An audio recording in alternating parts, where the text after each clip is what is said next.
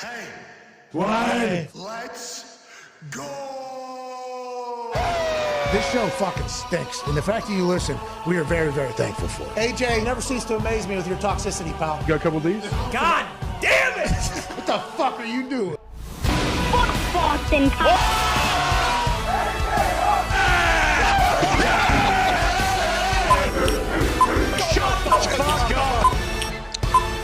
Hello, beautiful people. Welcome to the FanDuel Thunderdome. It is Aaron Rodgers, Tuesday, October 18th, 2022. We start now. Football! He is all the way back. Week 6 of the NFL season has concluded. We are officially 1/3 of the way through the NFL's regular season. We must remember that as we watch these games, as we think about next Monday Night Football's stinker between the Bears and the Patriots, which is definitely set to suck, and Joe and Troy will probably be hilarious during that. Let's remember that we're 1/3 of the way through the regular season. We won't have this come late February, March, and we need to be yearning for the opportunities to watch an absolute dog named Dustin Hopkins. That's right. Out of the Florida State University, bury home 4 field goals, probably with a torn hamstring at some point, burying home a winner in overtime, not being able to stand on his goddamn leg, having to fall because his foot cannot withstand the weight of his body, but it can withstand the weight of a program, of a franchise, of an organization looking to find their way. And in OT, when push came to shove, Dustin Hopkins did what he did 3 other times last night with a torn ham. He puts the ball through the fucking uprights. He was in massive amount of pain. His teammates saw him. The world saw him. They hoisted this one-legged man up onto their shoulders to say, pal, you are the grittiest dog we have ever seen in a football game. Shout out to D-Hop. I'm proud of you. D-Hop.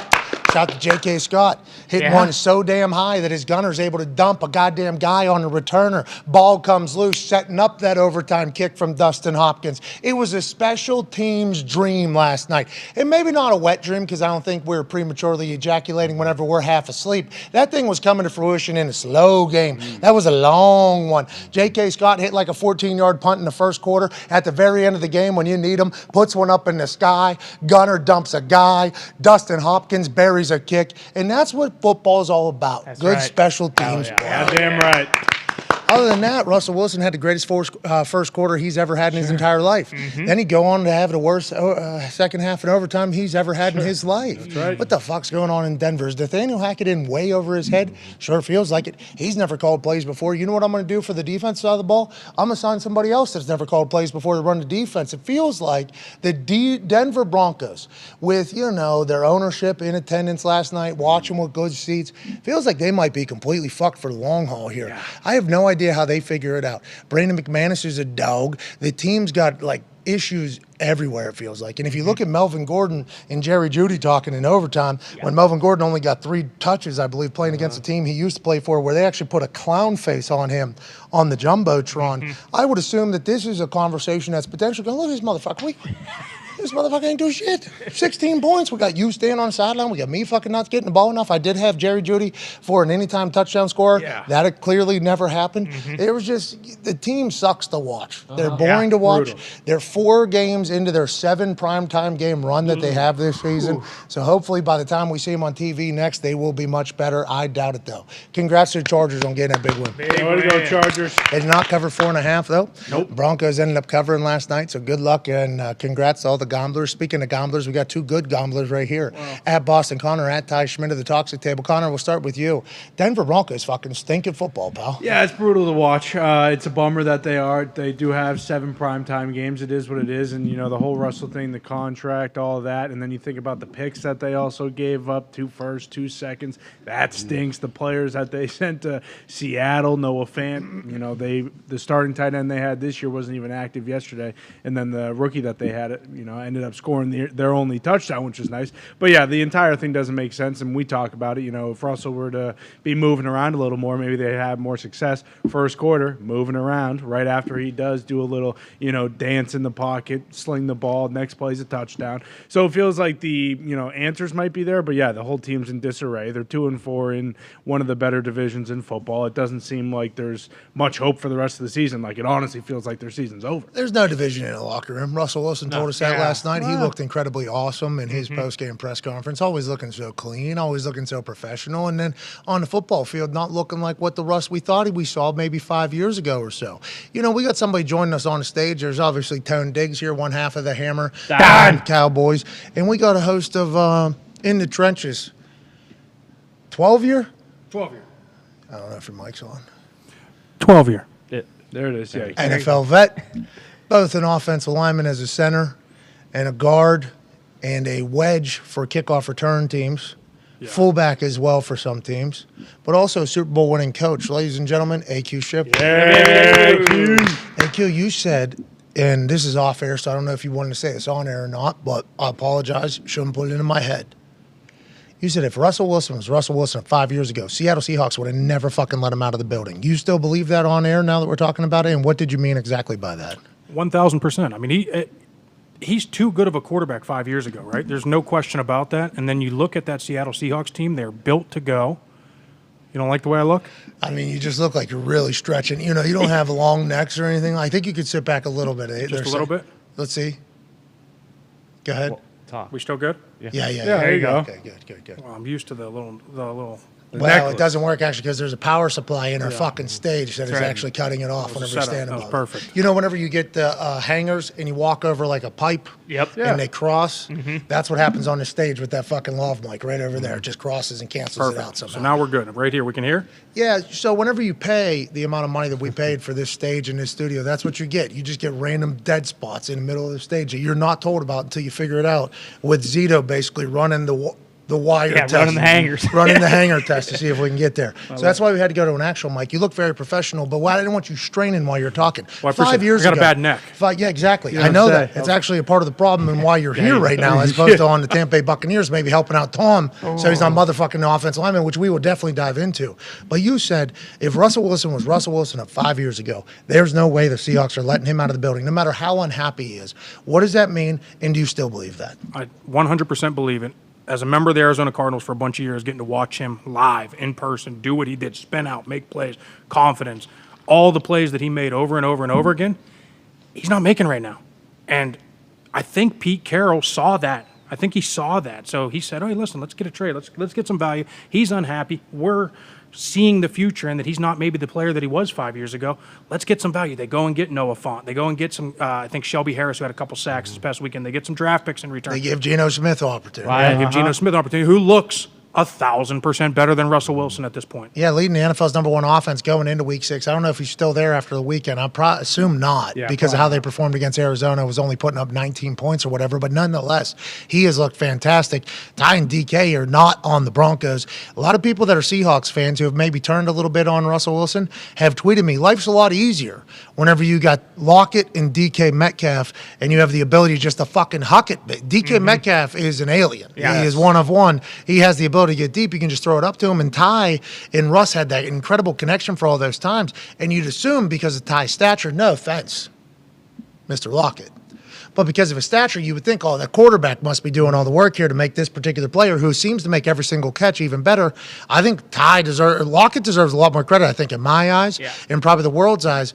But nonetheless, Pete Carroll deserves a little bit more credit, is what AQ's saying. He fucking seen it. He saw Team 3 growing a little bit bigger, saw Russ maybe worrying about some other stuff on the field whenever they weren't doing certain plays, because Pete's got to watch every single play in practice and in the game. He's watching everything. He's getting reports from every single coach. He would be the motherfucker that would know before anybody else. So whenever numerous people come in and say to him, hey, we can't do this anymore because Russ doesn't want to do it, so we got to do this. And Pete's like, that's why we're fucking That's when we're good. So then Pete Carroll says, all right, we'll finally trade this guy. Even though somebody Chicago Bears last year attempted to do it. Yep. I want to get another year look at this thing. And you're thinking that Pete Carroll deserves a lot more credit in forecasting what Russell Wilson was going to be, as opposed to Nathaniel Hackett getting buried for Nathaniel Hackett's offense being pretty shitty, it appears. Is that, you think it's Pete or you think it's Hackett? I think it's probably a little bit of both, right? I think the Seattle Seahawks have always had a really good running game.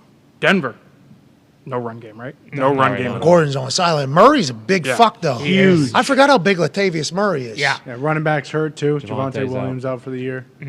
Murray's big. He's a big dog. Yeah. I thought they were going to continue to feed him, actually, because it seemed like he was moving a little bit. Now, Gordon was in anytime touchdown score. I think he had like the third highest odds or the fourth highest odds. Yep. So him not being on the field was certainly surprising. But when I saw Latavius Murray, I'm like, oh, God damn, that guy's still fucking very big.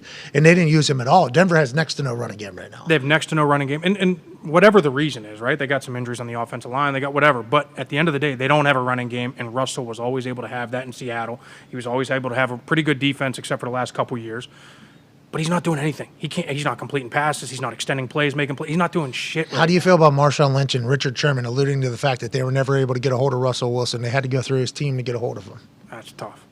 That's tough. I think so, too. That's tough. Like, just as somebody, and this is, I have been teammates with people that I should not be teammates with in all aspects of life here, you know?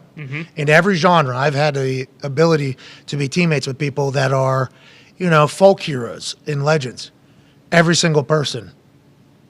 Able to get a hold of. No problem. Sure. Calm. Because you're part of the team, you know. Like, I'm not talking about just with the Colts and obviously being able to text Peyton. I'm the fucking punter, and Peyton's invited me to the thing, able to text him, hit him up, talk to his fucking dad. I mean, like that is something I think a lot of people could do. WWE. I mean, as soon as I get there, everybody that's at the top of that fucking team is like, hey, you need anything, you hit us up right here. I get to fucking ESPN right now. Literally everybody is like, hey, you need to get a hold of me. Here's my number. Here's how it goes. These are all legends of people that are, you know, because whenever I'm talking about WWE, I'm talking about like fucking Brock and Vince, fucking everybody was like, hey, you need anything, you fucking, Kevin Dunn, Bruce Pritchard, everybody was like, you need anything, you text Michael, you text me directly. It's like, I assume that's how good teams operate. Like, hey, if you need to make something happen, let's make something happen. So whenever Richard Sherman and Marshawn Lynch were like, yeah, we would have to text his team to get a hold of him. I'm like, so he's already putting up a barrier with the rest of his team, right? That's just naturally what you're putting up there. That's not a good way to fucking build friends, earn trust, or lead, I don't think, AQ. No, the locker room is everything, right? That's when you're done playing, that's what you miss. You miss the camaraderie. You miss the locker room. You miss all that that's why stuff. you come in here and fuck up all my shit.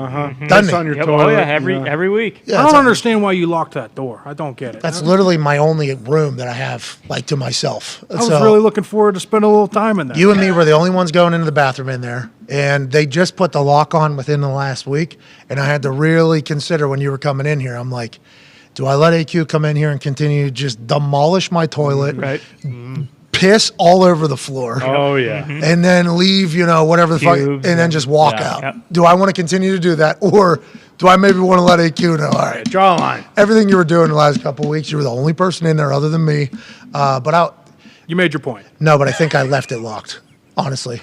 That wasn't for me? That was not on purpose, no. Oh, okay. It was actually Let's just go after, because I almost left my fucking keys in there. Coincidence. It was a happy coincidence, which I should almost now, like, now that I think about it, Moving forward, maybe maybe I should lock it going forward. But it is a real thing. Like, I don't know how any team does well. Like, I don't know how they had that much success almost, I'm thinking now. If Russell Wilson was that extended? No, disconnected from the program and from the team. We're learning a lot more now, I think, about Russ than we ever have in the past. And I don't know if it's all good. How long can Russ just maintain this super positive, always good guy outlook with everything we're hearing? At some point, we're going to see a human Russ, you know, and that's what I think is going to happen at some point. I thought maybe last night we'd see it because of how the second half ended and how that game went and how just, you know, it is a terrible brand of football that they're playing. So bad. Herb Street talked about it whenever he called the game. He's like, you know, we got a new offense coordinator, new quarterback. Nobody knows what's going on. While they're still trying to build their culture and build their rules and their guidelines and how they go about doing things, like there's a lot figuring out. I get that. But whenever you're a Broncos fan, you're paying $200 and some million, and you've been told for a long time you're one quarterback away from going to the Super Bowl, and then a quarterback that has won the Super Bowl before comes in, he's being heralded as, oh, this guy goes and puts his pads on, plays catch and Monica. This guy's more prepared than anybody. This guy's the smartest quarterback of all time, which is kind of what we've all said because I think that's what we've all been, you know, told and believe. And He's had a lot of, and it's just terrible fucking. I can't say it's enough. The Broncos on primetime are doing the NFL a disservice right now. For sure. And it's Russell Wilson on primetime that's doing the NFL in a disservice. And that kind of go against everything we've talked about for the last like fucking 10 years. And it's literally, when you talk about the Broncos in primetime, it's strictly him. The defense is top 5 in literally every single category imaginable. Enjoyable to watch too. So they're fun. Certain locking folks down. They get after the quarterback. The secondary's awesome. Jewel, the linebacker, like always blowing. Like it's strictly Russ. Like, it's not the defense. Their special teams is pretty good. Like, well, not last Waitman night. hits 54-yard fair catch. I love that last guy. Night, they obviously had the muff punt, but other than that. So I guess technically, I did not know it was against the rules. Did they change that? I don't know. Somebody tweeted some account that was a Broncos media member. Sure. Screenshot the NFL rule book and highlighted where you're not allowed to purposely put, and once a fair catch is called, you're not allowed to, I guess it was an asterisk underneath a rule and everything, because we used to be, I mean, that's what hey. It's a strategy. I'm hitting fair catches. That's what we're trying to. You get down there close enough, you fucking dump, buddy, right on returner. Like, this is what we are trying to do. It's actually a full speed run, stop, dump into it is like a plan that we used to use. I guess it's against the rules now. I have no idea because they were talking loud about it, but it was executed fucking perfectly. And the Chargers are lucky for that. Yeah. Because let's just say Russell Wilson gets that ball back. It would have been at like the 40. It wasn't that good of a punt, really. It was high, wasn't that far. It would have been at like the 37 or 40. I forget the exact number. Russell Wilson could fucking get into McManus's range there. McManus got a big leg. He already hit one from earlier from 50 plus. It looked like a fucking chip shot. Yeah, 35. Yeah, 33, 34. Like, he could get in. There's nothing to say. yeah, easy. Even though they haven't been able to the entire second half or overtime, a couple weeks back, Russell Wilson was able to fucking move in the last drive and win a game. So I'm just saying we're holding on hope that it could be anywhere. But there was a couple decisions that Staley made last night that people are continuing to go, like, what is this guy's deal? Honestly, what is this guy's deal? Keenan Allen, they showed him a bunch. He wasn't dressed last night after his tweet last week saying, what the fuck are we doing? It's hard not to ask that, I think. There's a lot of bad fucking football going on in the NFL right now, Tashman. No, yeah, absolutely. And it's easy to kind of just get stuck on the Broncos from last night because they look so bad and they've looked so bad for the last several weeks. But if you're a Chargers fan, I don't know how you walk away. I mean, you got to win, so like that's great. But There we go. Hey. I don't know how. There we go. I don't know how you're excited about that team. I mean, because it is. It's like Staley.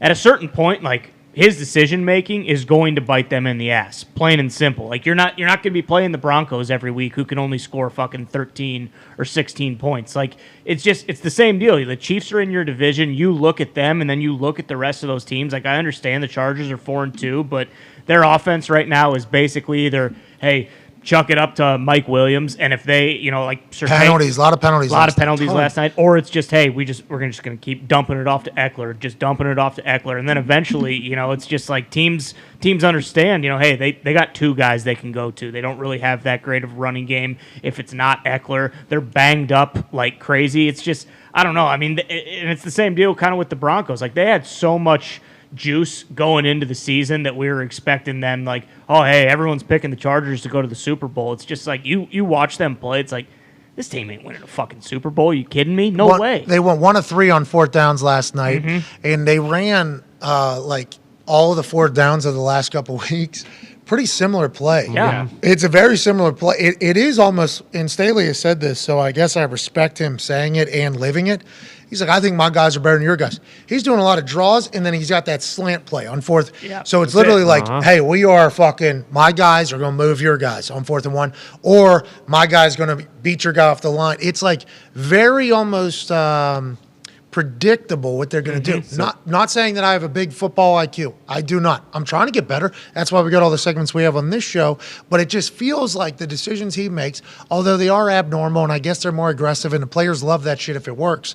At some point when you're watching, you just got to be like, God damn it, will you just punt the fucking ball, dude? Will you just punt the ball? You say you have faith in your defense. I saw Derwin James make a massive tackle last night. I think it was on Murray. I think it was on Latavius Murray. I think he had one where they were fucking squared up in the hole, and I thought Derwin James was a dead man. He made a massive tackle. Like, I think their defense, Kyle Van Noy made a couple plays. He was getting moved a lot. I saw him get – there was a moment where he got buried in a pile out of nowhere. I saw him I was watching him get out of the pile the entire time. And I'm like, I'm wondering if this man at this point is like, am I close to retirement right now? You know, I was just saying, and he didn't. He jogged right out, high five right back in there. Kyle Van Noy is still very much in it, but they're 4-2. Right. Which is an incredible record. I would love to be 4-2 right now if I was Colt. Sure. If I was anybody, I'd be happy to do it. And any coach in the NFL is going to say, it's hard to win a fucking. We've won 4 games. Okay, everybody needs to relax, get off our ass. We've won 4 games. It's like there's stuff happening there where you're like, is this what we're going to be all year? Is this what we are again? Have we not learned anything from last year? But Staley lives by code, dies by code. It's Bruce and Linda's coaching tree. That's his mom and his dad. Dad's a high school football coach. He's going with his gut. He's 4-2. I guess we can't judge him too hard until the loss comes and we're like, we've seen this coming from a mile away. Go ahead, Diggs. At this point, I mean, he is who he is. He's going to keep doing that bullshit. Whoa. They're winning 4-2. Sure. And, they do have 2 of their best O-linemen out, and Bosa's out. So and Keenan Allen hasn't played yet. So maybe give him a little bit of maybe. Yeah. But I saw a stat yesterday, okay, talking about offenses in the NFL. 2020 through week 6, 559 touchdowns. 2021, 531 touchdowns.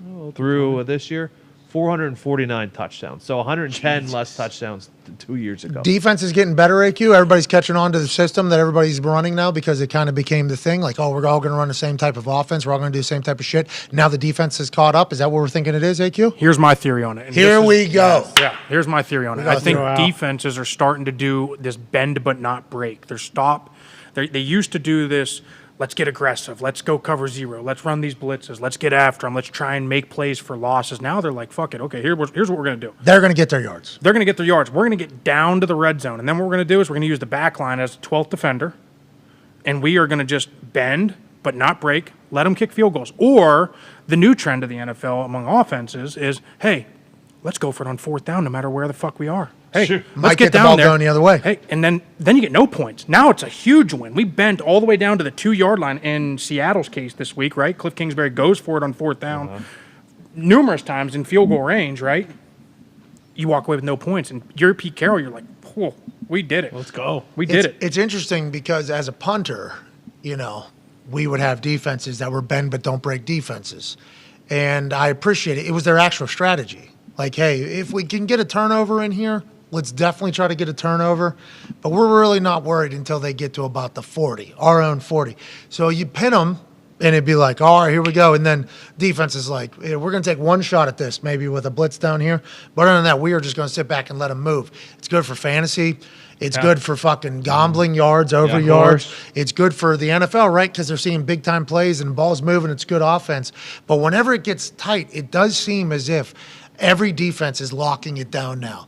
And I don't know if the bend but don't break defense is good for the NFL long-term, less points, but I do think it is a nice mixture for the fan where we're getting highlights, we're getting yards, we're getting some, unless you're watching last night, you're getting some moves, you're getting some exciting plays, but then you're getting some D guys that are fucking locking people down. I wonder if this is the new norm. I wonder if this is just what this season and next season is going to look like with this defensive stuff. Well, and it does feel like the defensive have changes, but don't you think this is why the NFL is cyclical? Like, I would wonder what the, touchdown kind of decrease was before it turned into like this pass happy. Oh, some type big of boys offense. get down into the red zone. Exactly. Like, I bet, Are you signing back up?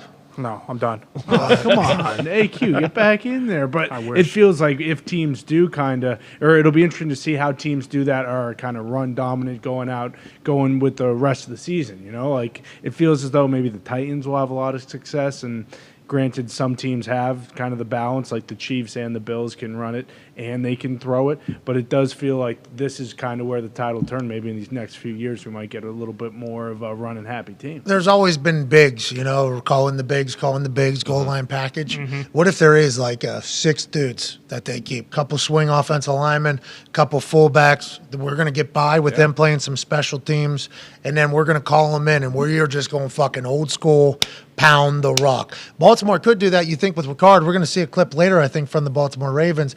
They kind of have that going on, but they can't hold on to a goddamn lead right now. What are your thoughts on that Baltimore team, AQ? I don't know. Every time I watch them through 3 quarters, they look incredible. Incredible. Through 3 quarters. And then for whatever reason, something happens. They either take their foot off the gas, whatever happens in the 4th quarter, and, it's one play. It comes down to one play in this league, and, you get the what is it? It was a botch snap, and Yeah. Lamar rolls around, fumble or pick, and then here we go. Now we take the lead. Now you're fighting for your life. Hey, why does the center do that to Lamar, by the way? Yeah. Are we trying to win a game? Why Where's does your the center ball? ruin Where's everything? your ball? It was rookie center, definitely an early snap because he was not expecting. You could see that. I mean, that snap was right here. Well, you don't just judge Lamar either, right? You judge everybody else on whether or not it's an early snap? Well, yes and no. I mean, I think when it's one of those things when it hits him right here, he's just not expecting it, right? Like that's definitely it was snapped early, or Lamar fought. Well, that's what I'm saying. You know? We probably So- should look at everybody else and see Yeah. what everybody else was expecting. We'd probably 100%. think on that. The Ravens are a fascinating story, but to your point about it being cyclical, are we about to see the big dogs go? Yeah. Are we about to see teams try to pound it because the red zone's getting so stingy because there isn't as much space when you're trying to open it up and throw it? And defenses, corners are getting better because they're having to lock people down since high school nowadays because the way the game has changed so much with the air raid offenses that have hit over high school and in college and 7-on-7s and 1-on-1s. So corners have certainly gotten better. Secondary has gotten better. I think it's gotten a little bit more sophisticated. You listen to Darius Butler talk about, we're going to be cover 2 on this side, but then we're going to be cover 3 on the left side or whatever. It's like, but then that could switch to man if a guy runs past this. I don't know if it's always been like that. I assume it has, but it feels like as it's getting more sophisticated and the athletes are getting better in the secondary, that being able to just open things up with your eyes and thinking like that might not exist for much longer. Have we seen the dawn of a new day? Possible. And does it revolve around big fucks running the ball in football again? And that might be the case. Well, and then it seems like there are two philosophies that are because the Falcons are absolutely doing that right now. It's like they throw it 11 times a game. 10, 11 times a game. 10 of 11 or 13? 13 or 14, Yeah, okay. Yeah, I think, or 12 and they or 13, make one somewhere around and they make no bones about it. It's like, hey, we're trying to fucking ram the football down your throat. And we're drinking beers. I told Wads after the game. How about that, by the way? I fucking love that. The offensive line and Artie Smith chugging Bud Lights immediately after going in. I mean, how much is he beloved in that locker room right now? How could you not be? You got He's- cold beers. Why? You got quotes saying, we're going to run the piss out of the football and then we're going to go drink beer. I mean, every offensive lineman loves this guy right now. He's going to be able to. It's almost like a college recruiting guys. Yeah. Like, hey, this is what our team is. We're going to run the piss out of the ball, and we're going to drink beers. So if you're a free agent or somebody that's like, you know what, this is the type of team I'd like to be a part of, come on down to Atlanta, Georgia. We got a squad. And if they keep winning, people continue to buy in. But back to your point, Ty. Well, and then on the flip side of that is you look at the Chargers last night. It's like a week removed from Eckler rushing for 179 yards. They throw it 57 times with Herbert last night. It's like, there's the I don't know, and maybe the part of that is just like the personnel that you're going against, but it does seem like there is a very hard line. Like look at the Jets, same deal. Zach Wilson completes 10 passes, 10, and they just run the fucking ball down the Packers' throats. And then on the other side, the Packers who want to run the ball get down a little bit and then just say, okay, fuck it. They just completely abandon the run game, and it's like, hey, we're just gonna, Rodgers throws it 41 times. So it seems like. So was it week 1? Aaron Jones got the rock 12 times, said it wasn't enough, and then he got it 9 times. Right. And then he, against the Bears, he got it like 21 times and rushed for like 160 yards. And he has won. Yeah. And then when you guys lose, Yeah. he gets the ball 9 times, 12 times. That's it. Paid him, too. Normally when you pay a guy, it's like, oh, we have to give this guy the ball. Somehow that's not the case. Makes no sense. We'll be talking to Aaron Rodgers today. Can't wait for that conversation. About an hour and a half. Really excited to hear how that goes. He is going to have to be focused on the next game because you got a big game against the Commanders. Correct. Without Carson Wentz. You got Taylor Heineke's debut. What is that going to do to the team? We shall know. But he's going to have to worry about the game. He's not going to be the same disappointed guy that he was on Sunday. Right. Because he's got a game coming up because Sunday's loss can turn into another one against the fucking Commanders. Yeah. And he can't have Jets and Commanders back-to-back losses on the season if you want to have a good year. Yeah, absolutely. Have to beat the Commanders, especially when you're fucking going up to Buffalo the following week. Can't turn this into a Sunday night primetime. Buffalo's in a bye right now. Exactly. Getting Buffalo off a bye. This could. Honestly, if they get beat, like this could be the season here. You get a 4-game slide right in the middle there. Like it's going to be very, very tough to dig yourself out of that hole. So have to take care of business on Sunday. So that's a fan talking. Aaron can't talk like that. No, absolutely Aaron has not. to be like, how do we fix what we did last week and move forward? And no matter what he says today, he's going to piss somebody off with how he acts. But I'm excited for him to sit in the pocket. He has done this. This is the 3rd season. He has done this after terrible losses every single fucking year. Everybody always assumes like, oh, this guy, this hippie, this guy who points blame to everybody else, he's not going on the show. He won't take.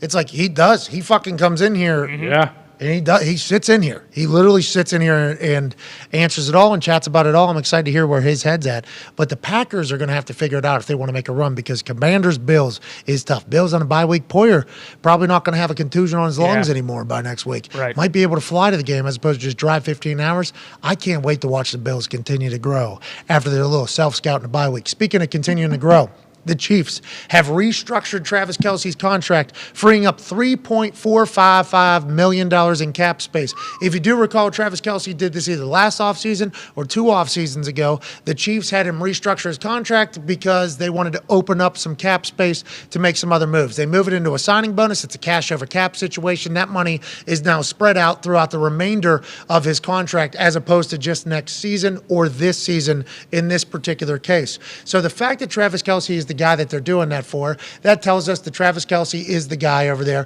Travis Kelce is going to be on the team forever, and they got a lot of trust in Travis Kelce that he'll continue to go to work. Massive compliment to Travis Kelce to be the guy that they asked to restructure, move it into a signing bonus so they can make a little bit more room in the cap.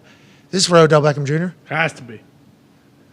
I remember, That's how I see it. didn't they give Kelce just a out of nowhere raise before the season started? Yeah, I took money from next year and gave it to him this year to kind of boost his salary. Yeah, so they've done this like 3 times now with Travis Yes. Kelce's deal, just because they know that Travis Kelce, a Cleveland guy from Cleveland Heights, New Heights podcast host, Right. he's going to continue to work and show up. You can give him money. He's going to be a guy who he is. He's always going to be good. We love Travis Kelce around here. That podcast with his brother is fucking awesome. We're going to see some of his brother, Jason Kelce, today. But they open up $3.455 million in cap space in the middle of the season. It is October 18th. There was a deadline allegedly of November for Odell Beckham Jr. to be back healthy. Odell Beckham Jr. has done an NFL tour, recruiting trips almost, and he has gone to every single team that appears to have a shot in the long haul. The Chiefs are a team that has an opportunity to go the long haul. Yep. Chiefs have a great offense. The Chiefs could use another weapon. Why? Because the Chiefs use all their weapons. Yeah, They do. everybody. Odell Beckham Jr. being added to that crew over there would be the perfect Andy Reid move. It'd be perfect for Patrick Mahomes. And I can't believe we're saying that this is definitely going to happen, but that is why they opened up this cap space, Schmidt. Yeah, unfortunately, I didn't even think of that. I was just kind of thinking like, oh, hey, look at them. That's great. They're doing right by Kelce, generational player, one of the best Chiefs of all time. And probably in the back of my head, it's because I was holding out hope that the Packers realized, like, hey, we got to fucking get this guy no matter what. Okay, let's make sure this gets done. But you're right. They did that to get OBJ, and he probably will be going to the Chiefs. So that kind of, that's great. That's awesome. The rich get richer. That's how it works. Is there any other reason? Is there any other? We're just a bunch of stooges sitting on a stage that doesn't really work in Indianapolis and was overpaid for. Is there any other reason why you would open up $3.455 million on a fucking Tuesday in the middle of October whenever you're already 6 weeks into the season? If it's either for OBJ, if it's not for him, the trade deadline is next week or a week and a half or whatever. So it's for somebody. Like Chiefs are. Who's worth $3.455 million? Are there any big guys that are out there? No, it's not going to be a big guy, but I will throw this name out there. If OBJ is not there, I've started to see Deshaun Jackson's name kind of float around. He was on I Am Athlete. They were live in Philadelphia, maybe. He was And in Baltimore yesterday, I think. Pac-Man asked him on the interview, he said, are you retired? And I believe D-Jack said that D-Jack was ready. Yeah. He said D-Jack was ready to go. He said a couple teams. He said Baltimore is a team because he was talking about Jackson to Jackson. He gave an answer to. I believe Green Bay was a team that he mentioned said. the Packers, yep. I don't know if he said Kansas City or not, but What about Antonio Brown? Possible. I mean, I know he is. could you he fucking is getting fathom paid Antonio to rap. Brown and Juju Smith-Schuster Oh, they're back. being on a team together again? Oh, Could I mean, you he is imagine getting that? paid to rap. Was I've it- seen the checks. He's getting paid to rap, so I don't know. But I believe he was at a college football game this weekend. It feels like he's getting the itch to get back. You think he's missing the game? Yeah. I wonder if he's still running routes. Antonio Brown still got it. You were a teammate with him multiple times. He's just a fucking freak on the football field. Unbelievable when he works his ass off. He really, I mean, from a pure football standpoint. Football. We're not We're talking talking about just his rap football. game. We're not Oh, talking no. outside the field. We're not talking any antics. We're not talking anything. Just from a football practice standpoint. games. Unbelievable. He works his ass off. He's always catching jugs machine, balls in between periods when most guys are kind of getting their rest, water breaks. He is always working. He's grabbing the quarterback, working on timing, whatever it is. I mean, the guy works. Chiefs have gone out and got guys too over the last few years or whatever that have question marks. But you did say you were the guy holding the camera when he was farting in that doctor's face, though. You were in Dubai? That was not me. Did you take his swimming trunks? No, but I mean that was an unbelievable video, right? I mean, what is happening? What is happening right That's there? real world, yeah. ABB and Yeah. AB. Like, unbelievable. The fuck, dude? That's Himothy. What is the? What? He's not going. I mean, you can't. It's not Antonio Brown, obviously. Has he Yeah, had it's not surgery? Antonio Maybe, Brown. He hasn't had surgery. No, he right? said somebody's got to pay him first, then Yeah. he'll get the surgery. Right. So you She's pay like- me first, then I'll miss 6 months. Yeah, so I don't. Yeah, there's no way. It's OBJ. It has to 100%. be. Because think about Juju too. Like, is Juju's probably their number one receiver? You could say. After this past weekend, he had a hell of a game. Definitely, but it, hell of a game. Travis Kelce is number one target. yeah, but as a wide receiver, and he only had 5 targets. Like, he looks to Kelsey. You add Odell, that probably opens up even more with Juju. Like when Juju was the number 2 with AB, he was a 1,000-yard receiver. He was I seen a report on the internet that said Von Miller followed up again saying that he thinks Odell's coming to Buffalo. That'd be another good home for him. Sure. perfect. I got another name, Christian McCaffrey. I thought that too. But Chiefs need him though. CEH. And CEH is a Pacheco guy. they wouldn't use him. Like and that. McKinnon. Yeah, Pacheco's a dude, by the way. Yeah. Don't love he's wearing 10, but I heard Niners potentially in the trade market for McCaffrey. really. That'd be awesome. Who they got in the backfield there? Jeff everyone's- Wilson? Yeah, and their starters hurt. Elijah Mitchell, yeah, he still has like a few more weeks on the IR. Well, that they definitely have ones that they can trade, right? Well, no, they do not. they don't. Oh, But they could just get rid of that quarterback. I Send him heard to Chase Carolina. Claypool's on the market. Packers. He's a Packer already, pretty much guaranteed. well, that's because Tomlin, right, wouldn't compliment Chase Claypool, right? Isn't that what everybody's saying? Mm-hmm. After the game, Chase Claypool had a couple big time catches with Mitchell Trubisky in the game. First time we've seen Chase in 2 years really make some plays. Yes. Chase's rookie year at Notre Dame, he was fucking awesome. Ben Roethlisberger would do a hold my dick, just throw the ball up, and Chase would go and get it. Chase was yoked, he was stacked, seemed to be everything that you want in a wide receiver. And everybody was saying, oh, the Pittsburgh Steelers find another guy in the draft because they have the ability to do as such. In the NFL draft, the Pittsburgh Steelers seem to find wide receivers. That is just something they seem to have a good eye for whatever reason. Chase Claypool was supposed to be the next one. Then Chase, and that offense as a whole, just kind of went to shit, complete ineptitude. Yeah. He started doing a little bit off the field, which made everybody think, oh, this guy's Juju Smith-Schuster 2.0. And then now, is he all the way back? If he is all the way back, I would think that the Steelers would want to keep him around because Kenny Pickett, also a young quarterback that they're going to look for. But if he is all the way back, maybe they can get some trade value for him. And the Packers are allegedly in the market for a wide receiver before the trade deadline. A week ago, I would have said, yeah, but I watched him throw Monica Chawzinski in on camera for the first time the other day, and that is going to turn his career around quicker than anything I've ever seen in my life. Fucking pretty much guaranteed Hall of Fame now. You felt real good about the Monica Chawzinski. Monica Chawzinski, it's one of my favorite ones to call it. Him saying that was the first time he did that. Yeah, also very interesting. Not good. No. Not in. Hey, listen. You do what It's you a gotta bold do. place to do it. The first I am not. yeah. I don't know if tobacco is necessarily the celebratory play. Like tobacco was training camp when all these fucking idiots. You weren't really a dipper, no. I was not. No, he wasn't. But mostly the big guys would have a dip, a chaw, or whatever, and you're at training camp and you have nothing else to do, so you accidentally go like, all right, I'll fucking take one. Give me that. And then all of a sudden, you just Spinning.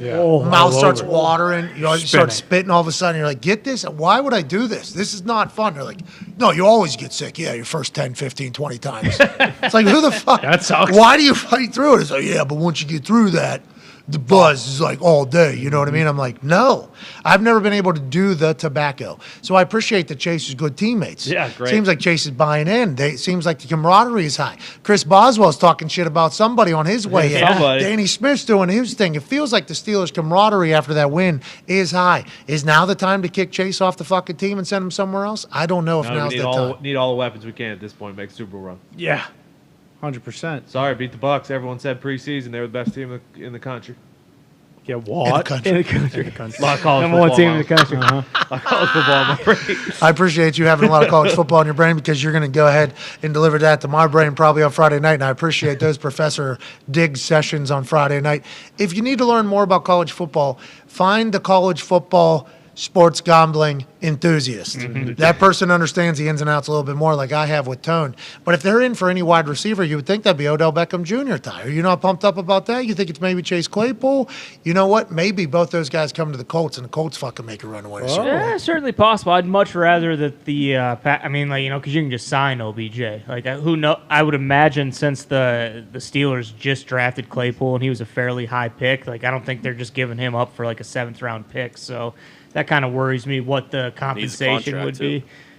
Exactly. He also needs I don't know. It's just like you said. Like he was so good when he first got there, but then all like kind of the off the field stuff. I'm one of the top 3 receivers in the NFL. Like all that kind of bullshit. I don't know if that would really jive with what the Packers have going right now. You add another piece to that, I feel like that could be. If he comes in and doesn't just immediately light it up like that could turn pretty sour pretty quickly. Yeah, you guys can't be doing scratch-offs right now. Right, exactly. You need you need the sure thing. Plus, they already have to simplify that offense. And so what's adding a new wide receiver? How much more do you have to simplify that offense? Well, Matt LaFleur said, I don't even know. He doesn't know what that means. Yeah, what the hell are we talking about? I get it.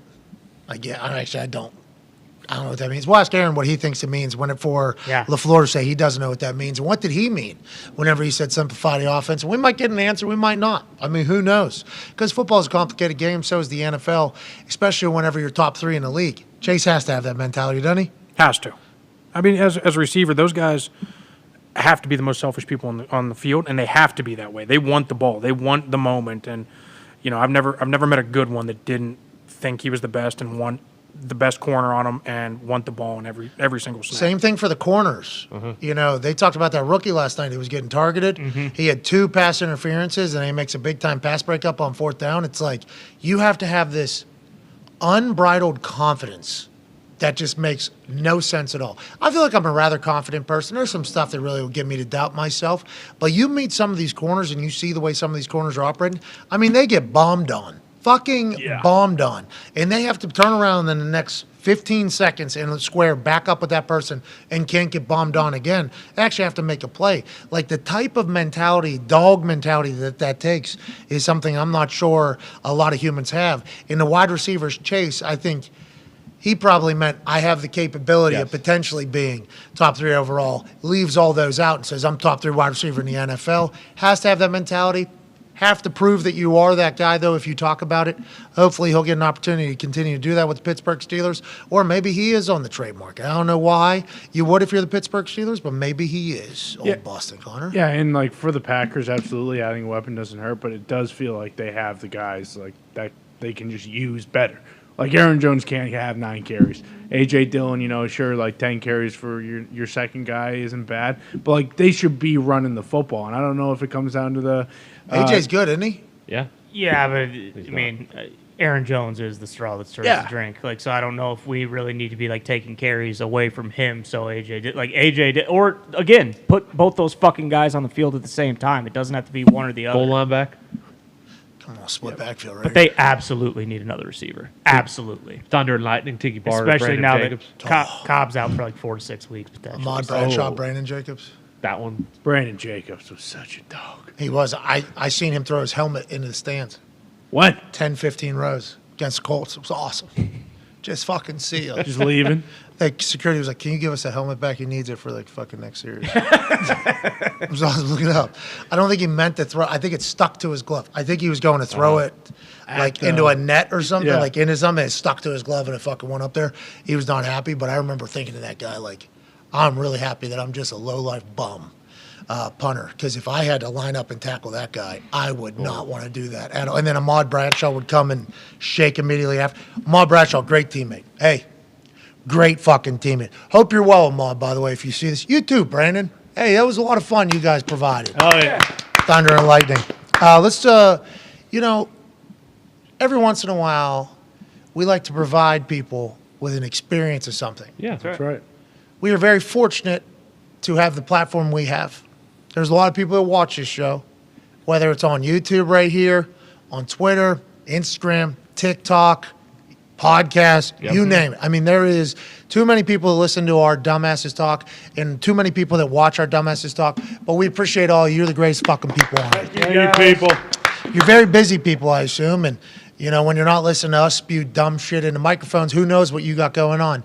I'm not sure you get an opportunity to listen to the Let's Go podcast that Tom Brady hosts with Jim Gray every single Monday. So what we wanted to do was we wanted everybody to experience the Let's Go experience, because we allude to the show every once in a while on this show, and numbers are telling us and conversations telling us that nobody else is listening to this show. So we would like people to experience the Let's Go experience, the Tom Brady Jim Gray podcast from SiriusXM. Ladies and gentlemen, the Let's Go experience.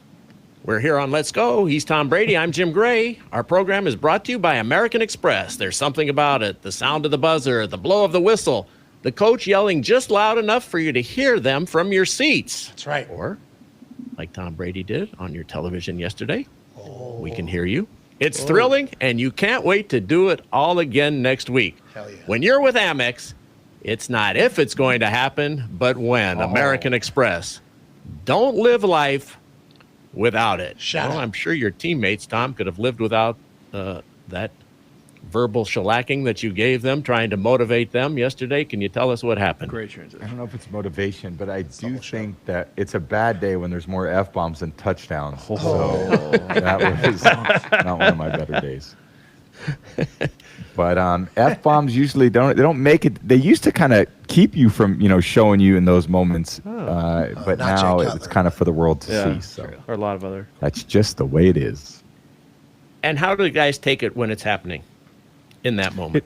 It's all good. I think I have a great rapport with all my teammates, and they know that the only reason why I'm doing it is to try to motivate them and try to get us to a higher level. It's nothing that I don't say, if I don't feel like we're living up to the expectations and playing up to the expectations that we're capable, then that's my job. I'm a quarterback. I'm not expecting the right tackle to do it. I'm not expecting the running back to do it. I'm not expecting the receiver to do it. I'm expecting myself to do it. I'm the one out there speaking in the huddle, calling the plays. That's what my job is, to try to get us going and to try to rally us. And there's a lot of ways to do it. And sometimes it's some positive encouragement, which you do a lot. Sometimes it's, getting on people and trying to raise the level, the sense of urgency, and raising my voice and trying to create a different vibration for the whole offense. And that's ultimately what you're trying to do.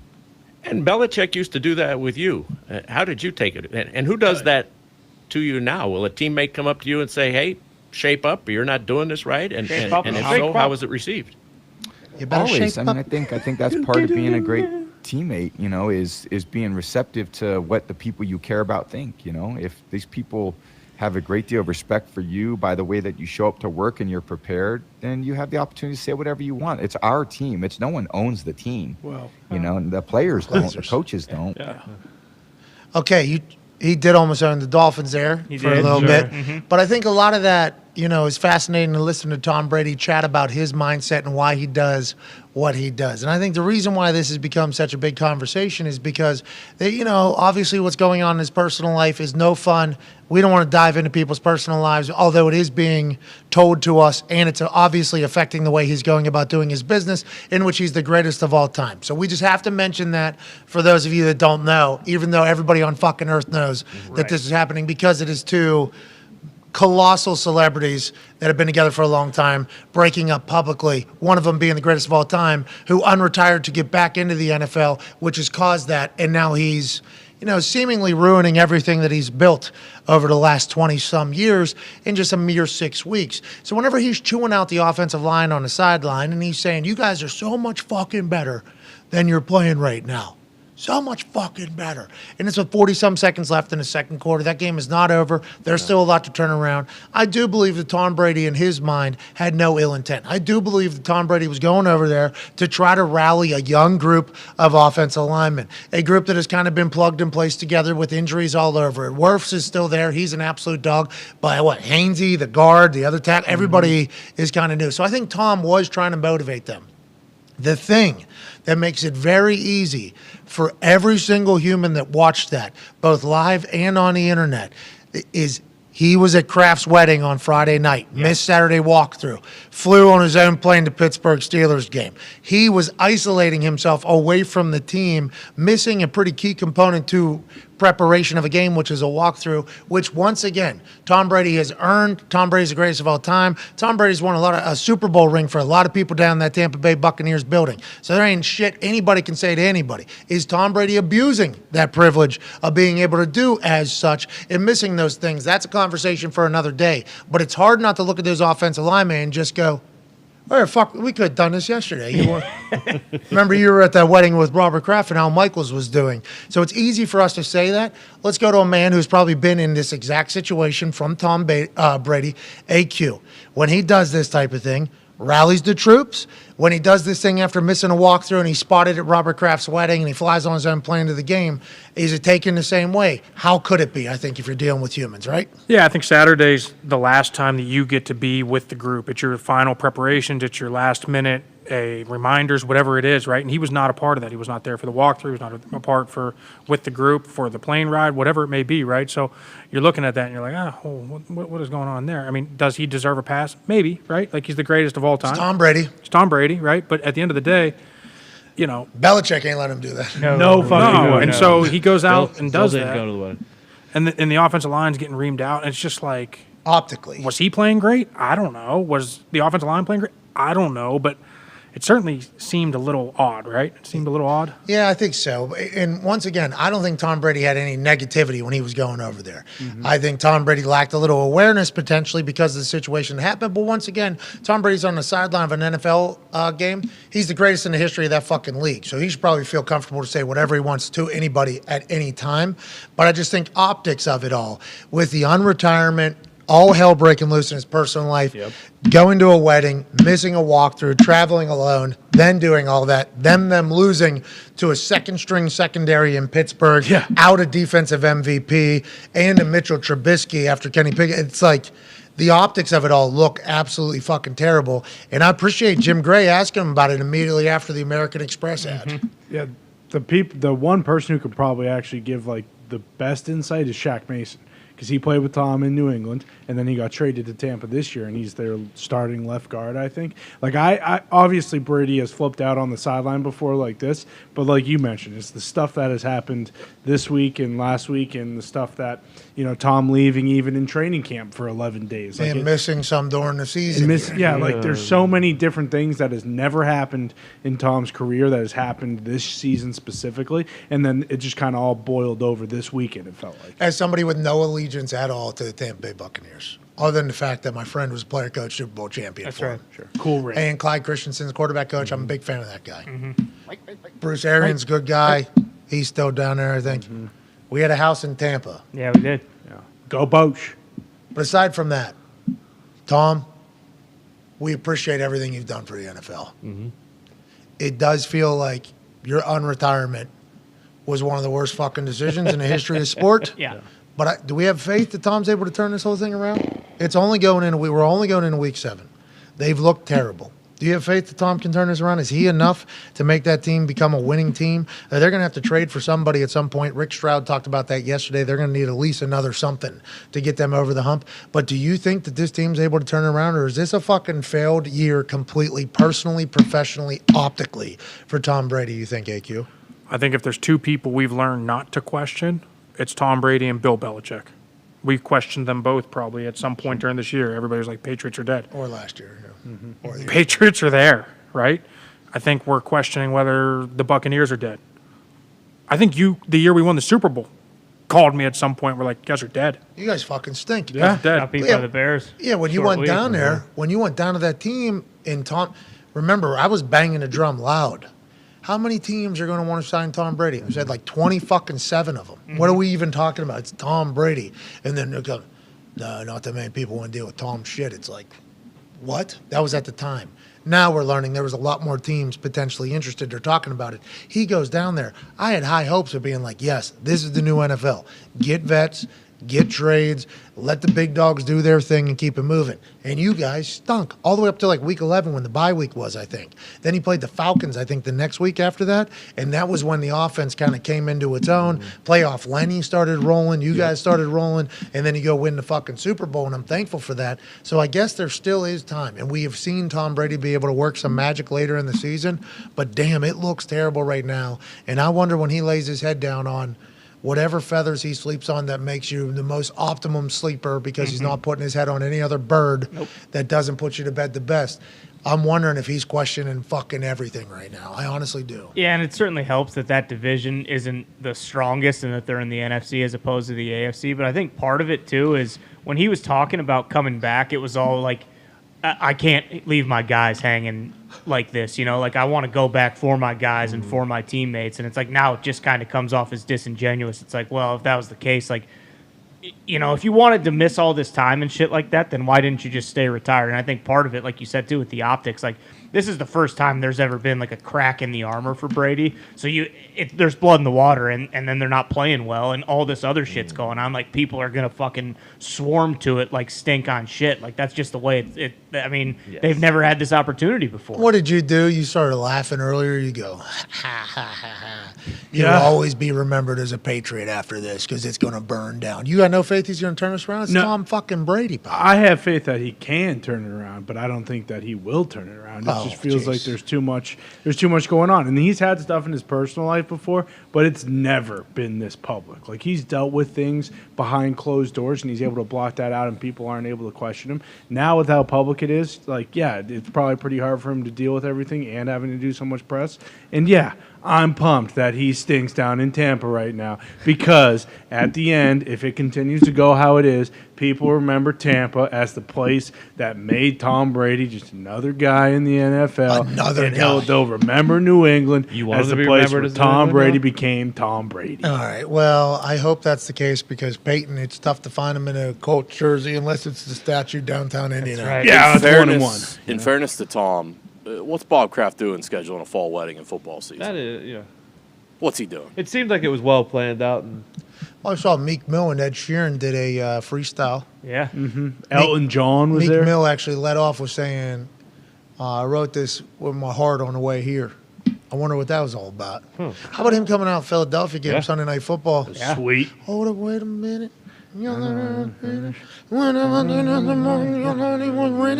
over his face. I didn't fully understand because we couldn't really hear him. Right. Cold? I thought maybe we drop it down during the I performance. enjoyed he kept running in cheerleaders too. That was my favorite part. Yeah, he was stepping on them. Yep. And they were, but he was so zoned That's his in. show, yeah. He was so vibed in. He was with the music. He didn't even know what his feet were doing. He's just letting the music kind of hit his bones. Meek Mill, what a life story that guy has. Yes. Yeah. I'm excited for that to be told one day as a documentary. Should be a great time.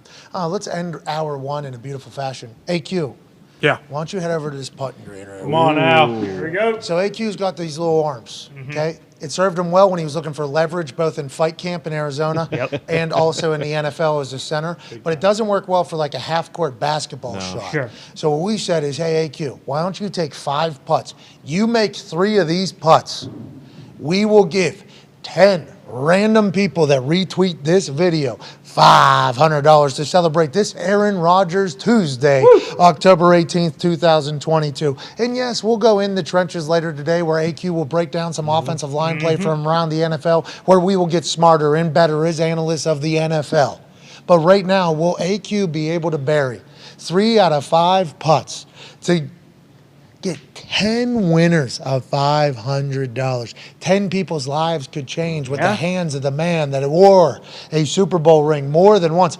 10 people can win $500 if the man who calls restaurants acting as his own agent to get a spot at a high-profile place can make 3 putts out of 5.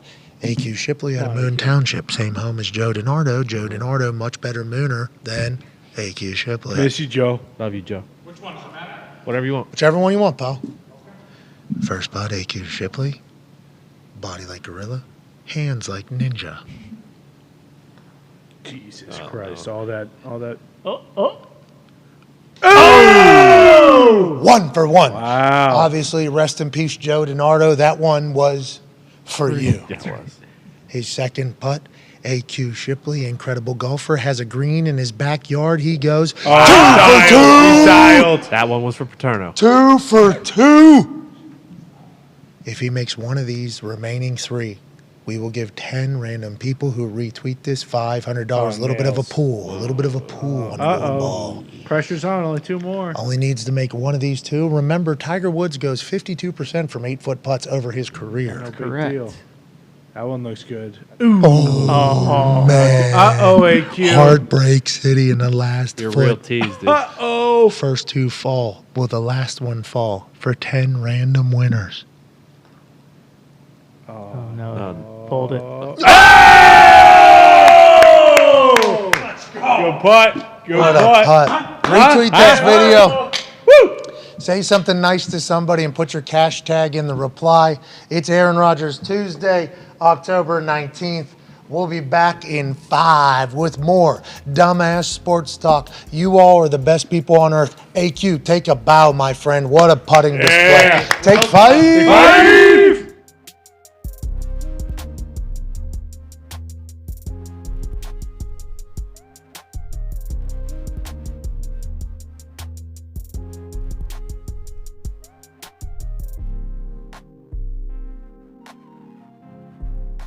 Gentlemen, the legend, Stephen A. Smith. What's up, fellas? How y'all doing? Hey, amazing now that you've joined us, man. Thank you for making this happen. I'm so happy to see you on College Football Game Day, man. I'm so proud of all you're doing, my brother. Could you have ever imagined that you would be the face of ESPN, basically? And I assume the answer is yes, because you have the utmost confidence. But did you ever see this happening with you whenever you just started talking? Hell no. Think about it. I was there from 2003 and 2009. I got let go over a contract dispute. I'm out of the game for 2 years. Nobody will touch me in the world of television. I was off period, unemployed for a year, living off my savings. And then the second year, I was brought back, but I wasn't allowed on television. So to go from there to being that voice and that face for ESPN, I don't even know how to put it into words. I know a lot of hard work came in. I was blessed. I think I've earned it, but nevertheless, there's a lot of people that are incredibly talented that don't get what they've earned, and you know, I've just been blessed and fortunate enough to pull it off. I love watching you go back and forth with Michael Irvin on there, and I think a lot of people love the juice and energy he brings. What has that done for you, and how fun is that, I guess, to kind of play off of him? Well, it's just made life easier. It's just made life easier because he's a born entertainer, particularly when it comes to the sport of football. He knows what he's doing, and here's the thing about me, man. It's just like, yeah, I'm a reporter, and yeah, I'm a personality now, and all of this other stuff. But you got to have people that you can vibe off of and feed off of, that know what they're talking about, but also know how to have a good time. It's called the Entertainment, Sports, and Programming Network for a reason. You want to laugh, you want to play around, you want to have a good time. You want to do everything that you can to give the audience that smile, put that smile on their face, make them laugh, make them know how crazy we can be and how crazy we can get. And when it's time to get serious or whatever, you can do that too. But Michael Irvin is a guy that's been through a lot. He's a 3-time Super Bowl champion and a Hall of Famer, universally respected in the world of football. And when you have him as a catalyst to start off Mondays, it sets the tone for the rest of the week. And that's what it's all about. So I love him and I love what he's done. You like just dunking on Dahn or Schlotsky? Is that one of your favorite things to do as well? We do that as well. He's cheap as hell. He won't do anything. And so you got to get on him. I love Orlovsky. He knows his football backwards and forwards. He's a great guy as well. But y'all got to get on him, man. He's cheap as hell, man. This dude will sit and coach. He's got like an 800% raise since he arrived at ESPN and really walks around and really walks around like he's starving. It makes no sense whatsoever. You got to get on him about that, Pat, because he's cheap as hell. Do you think your talent has ruined some television programs because everybody wants to recreate what you're able to do? Do you realize that? Do you notice that? And do you take any blame? Not at all. I don't pay any damn attention to it whatsoever. Everybody's got a job to do. I'm going to do my job. I'm going to be the best that I can be. I'm going to strive to be number one. First Take has been the number one show in the morning for 11 straight years and counting. I'm under contract for the next 2.5 years, and my intent is to make sure that it's number one for 13 straight years and counting when I'm all said and done. That's my approach, and I don't worry about anything else. We love it. We appreciate the hell out of you. We thank you for your work ethic and your time. Hopefully we'll get you on our show someday. Sound good? Anytime. Call and I'll be there. Ladies and gentlemen, a man with the dog mentality, Paisano, Coach Sirianni. Yes. You're fucking awesome, dude. Did you ever feel any pressure that you were going to have to change and adapt to being a head coach and speaking in the same bullshit ways that every other head coach talks in? Some of the best advice I got was be yourself, because if you're not yourself, everyone's going to see through it. The messaging is the same. You're just doing it in your own way. And I think that's the most important part. And being authentic, you're 100% right. As you were saying, if I wasn't me, everybody would tell the fucking locker room immediately going to be like, well, this guy, he's a stooge. There's another coach that wants to talk to you.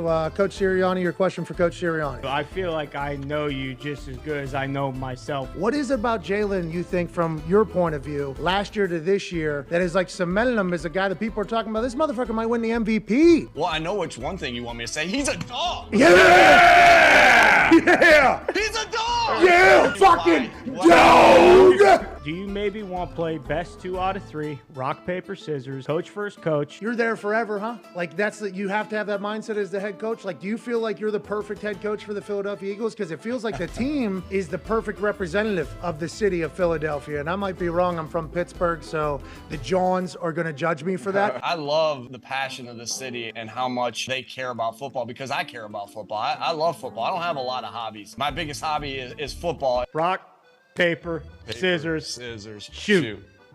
Oh, what you got? Scissors. Yeah, the same person. Okay. We both threw scissors. Dog mentality really is to be in the moment that you're in now and not worry about what happened in the past, not worry about what's going to happen in the future. It's all about our process and about being here today to make sure we're about to go 1-0 this week. That's it. Rock, paper, scissors, shoot. Oh, one rough. I definitely got Jason Kelce the kegs of beer. I was just trying to sweeten the deal of him coming back. As long as I'm the football coach here, I want him here, so I'm ready to give as many kegs of beer to him next year and the year after that and the year after that, because that guy is a dog. Rock, paper, scissors, shoot. Same man. We are getting our ass kicked in this preseason game. Belichick is taking it to us. It's halftime, and we are getting booed like you've never been. I was like, paper, rock, paper, scissors, shoot. Oh, I think you might have rock there, but hey. You got no idea what I'm going to do, because you're like, there's no way he's throwing scissors again. Come on, baby. I got a damn flower thrown at me. Right? A flower chucked down. We lost to the Chargers. Boom, flower chucked down. Hey, how's your little manure settling in? That's literally what that John said as they were throwing that John at you. They were like, how's the manure and how's the flowers coming, coach? Hey, this is game 7 here. Rock, paper, scissors, shoot. Oh. Scissors again. He threw scissors again, so did I. Rock, paper, scissors, shoot. Oh, you guys are the same. Come on, hey, this is for 15 or 10. Paper, scissors, shoot. Oh! Dog mentality. I got dog mentality, coach. What can I tell you? Hey, what? Let's go. This show fucking stinks, and the fact that you listen, we are very, very thankful for it. AJ, you never cease to amaze me with your toxicity, pal. You got a couple of these? God damn it! What the fuck are you doing? Fuck Boston.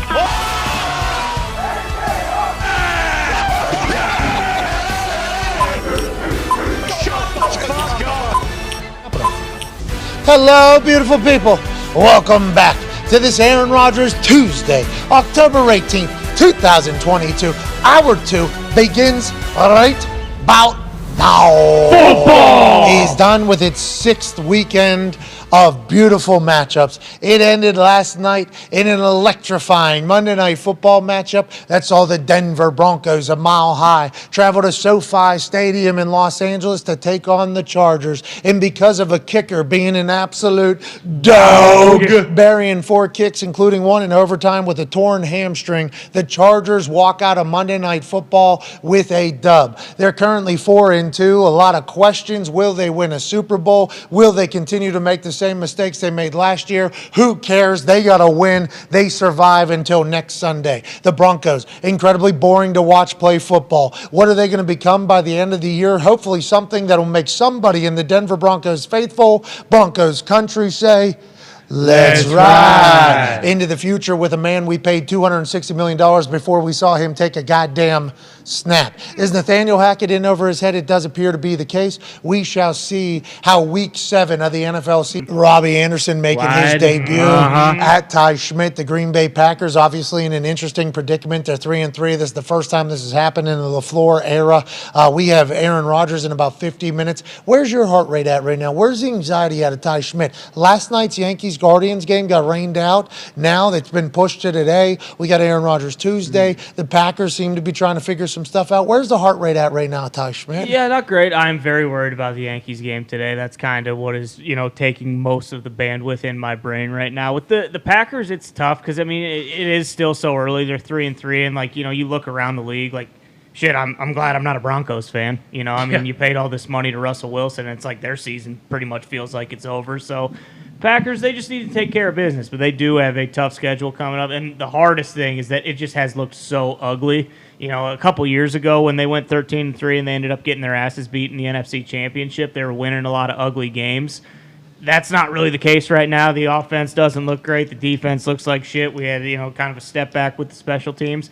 I'm confident that they will get it figured out and still make the playoffs, but the clock is ticking. Yeah, clock is ticking to Aaron Rodgers Tuesday here in about 49 minutes. Tone Diggs, one half of the hammer. Dahn. Cowboys. How'd you guys bet last night? Pretty good. I saw that Gumpy was 10-3 on college football this weekend. That's unbelievable. He's the best footy bettor on earth. He might be the best college football gambler on earth. Maybe I should call him before I make my picks on Saturday mornings for game day. Something to think about. Nonetheless, Tone, how'd you guys do last night? Did we hit? Did we know that the Broncos were going to cover? Chargers were going to win? That's a nice twofer. Yeah, I was on the Broncos. Gumpy was on the under. Bruce actually hit like a almost $3,000 parlay. He had the Chargers money line, and then he also hedged it with Broncos plus the 4.5. So he middled it and won all of it there. Good night for the Hammer Dahn boys. Well, it seems like you guys have those evenings on a regular occasion. So we are incredibly pumped and proud of you guys. And your new studio is about built.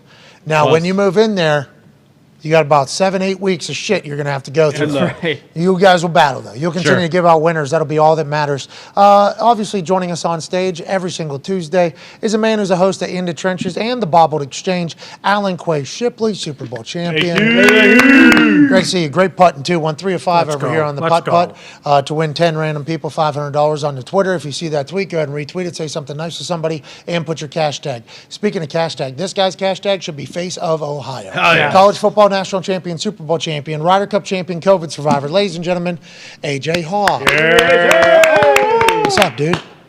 What's going on? AQ with the nice hands. I see him over there on the putting green. Let's go. It was great. First 2 went in, then he missed 3 and 4. Then he got to feel a little bit of anxiety on that. I like whenever people get to feel it a little bit, and I asked him when we were at commercial break, I'm like, hey, did you feel it a little bit? Because eyes were on you. There was money on the line. He goes, yeah, I did feel it a little bit. So the fact that you knocked it down, you still got it, dude. Still got it. You can still handle pressure. Let's go. You still got the mental capacity to be able to have the weight of the world on your shoulders, on your hands, and bury it and make it go home. Ain't that right? That's right. 100%. No yip chat. No yip chat. Proud of you. Yet? Why do you say yet? They'll never come. Will they? No, they always come, don't they? All the old golfers, they always get the yips, right? Everybody. I don't golf. You don't have to. Yips. I think it just becomes either. I golf 3 times a year. That's just how my year went. Yeah. What was it? Yeah. Bad. I don't know. Bad yips, I guess. You play a lot out there in Arizona, though, right? Yeah. Not so much anymore. Kids really put a damper on things. Oh no, but they're good. They are good, but they put you just don't have as much time. And then when you do have time, it's like, oh, I'm going to be gone for 6 hours. Oh, you are? Oh, you are. You are on a Saturday. Is that on your the one mirror? day? Is that your mirror talking to you right there? No, that's the old wife. That's the wife. Ball and chain. There it is. Got it. Yeah. I understand what you're saying. AJ, let's dive into not only AQ's putts, if you would like to expand upon that, and his home life, which it sounds like you probably have something similar. None of us get to golf as much anymore. The game's way too long. Way too long. I wish they'd be able to figure that out, but it's at least something to strive for later in life when we ain't got shit to fucking do. Now, what did you think of the game last night? We've been pretty hard on the Denver Broncos because how miserable they are to watch on primetime. They're 4 games into a 7-game primetime season, the Denver Broncos team. Russell Wilson, Nathaniel Hackett, who I know all your friends say good things about, he seems to be in over his head. The Broncos seem to not really have a clue what's going on offensively. Their games are boring. Their defense is good. Chargers get a win. What's your thought, AJ, just as a whole on last night's Monday Night Football matchup?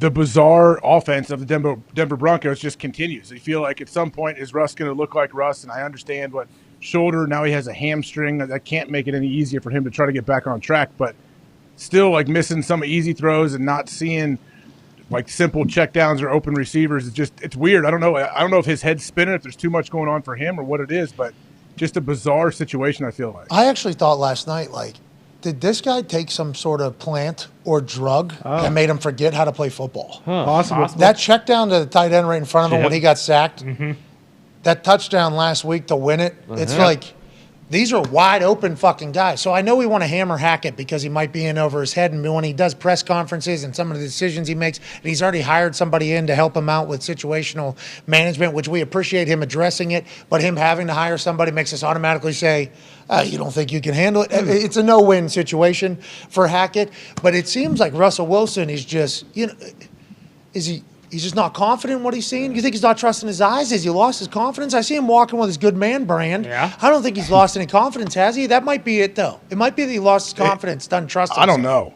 I mean, he seems to be super confident in every video he puts out or everything he says to the media, but how he does carry himself on the field during the game, like, I pay a lot of attention to see, like, how he's interacting after a 3 and out, how he goes to the sideline, what he's doing. It doesn't seem like he's talking to a whole lot of people. Well, and then Sherman and Marshawn Lynch said that they would hit him up and tell him, like, hey, everything's going to be okay. Yeah. But to do that, they got to go through his team to get to him. And I wonder if that's what the Broncos That was a bit concerning. That's absurd. AQ and I talked about that earlier. And I mentioned how not only in, like, football, but, like, I go to the WWE, go to ESPN, this particular show, anywhere that I've felt like, oh, I'm part of a pretty good team here.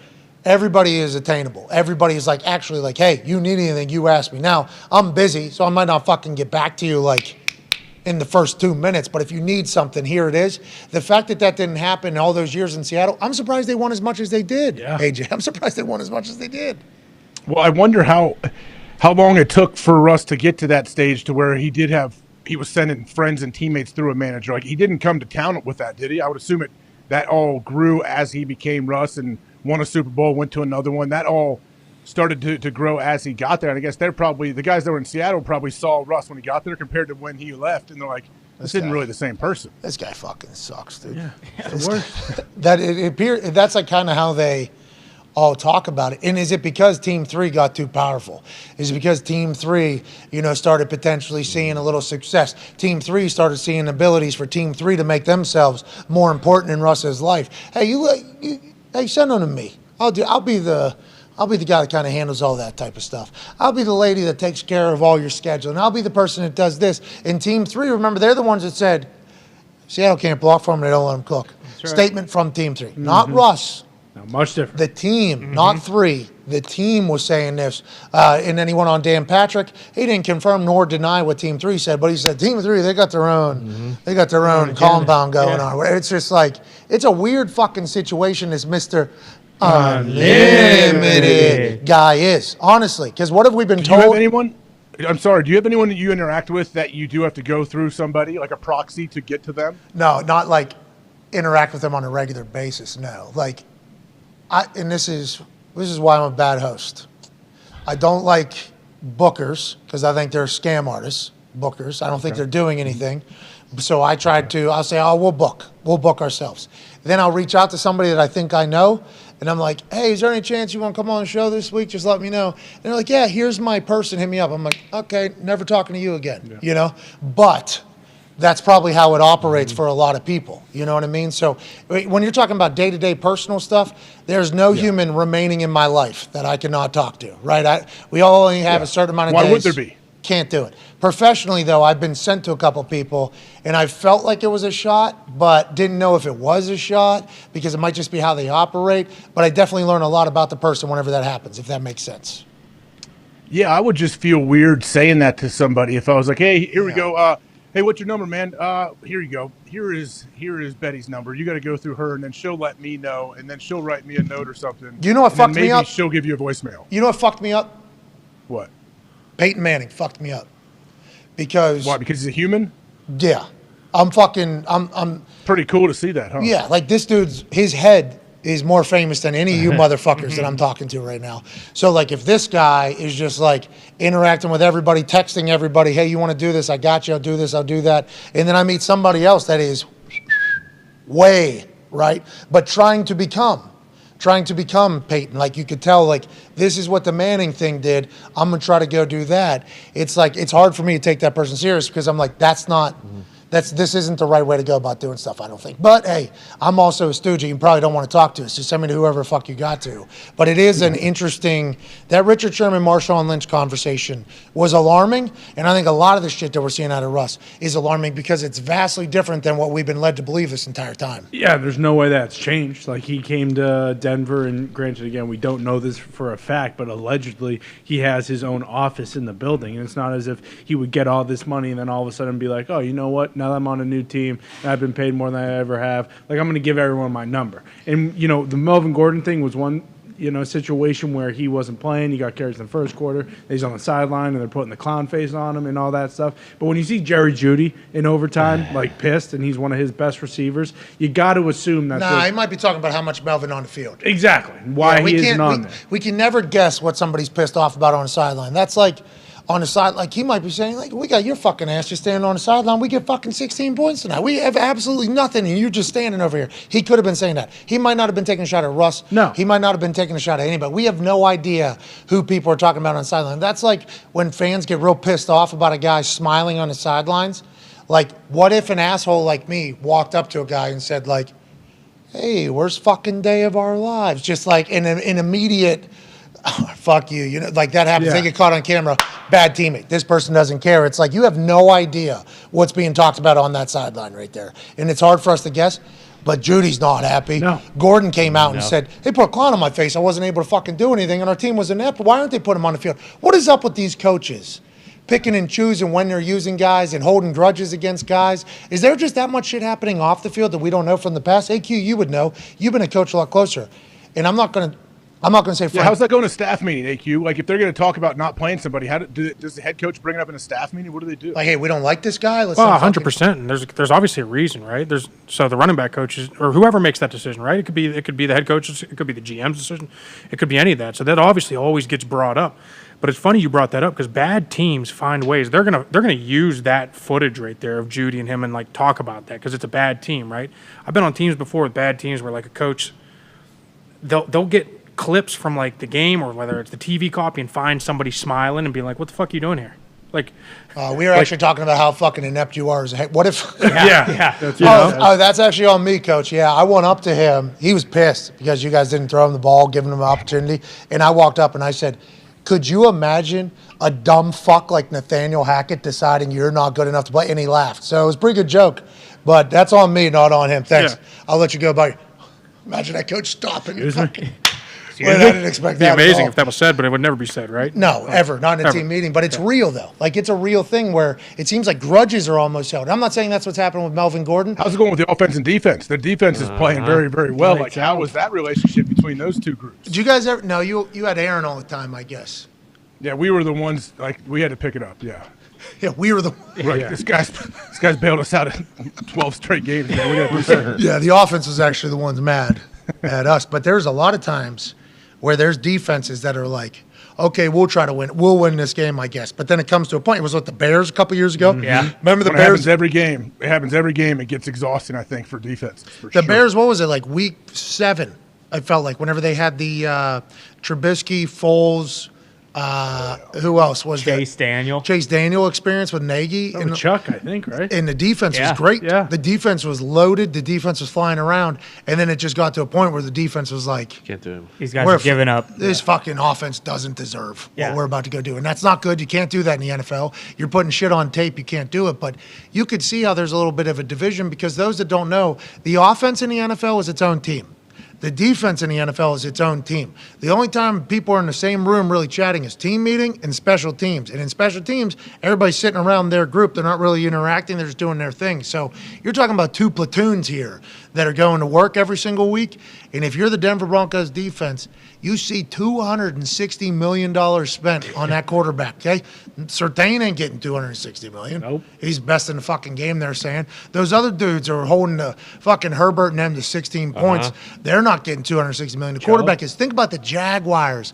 Remember when they paid Bortles?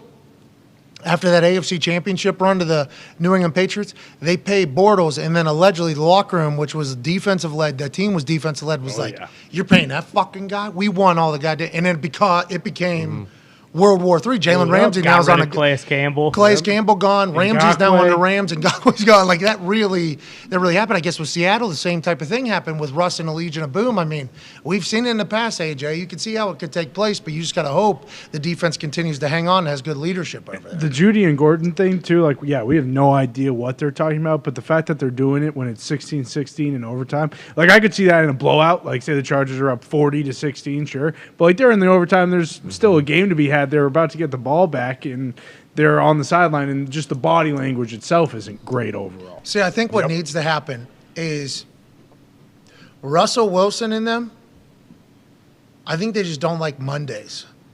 And this is kind of becoming... I get that. This is kind of becoming a thing. You cannot attack Mondays. Do not attack Mondays, Pat. No, seriously. What do you mean, AJ? I think the Denver Broncos and Russell Wilson, they woke up yesterday and they're like, oh, it's Monday. Fuck Monday. That can't happen.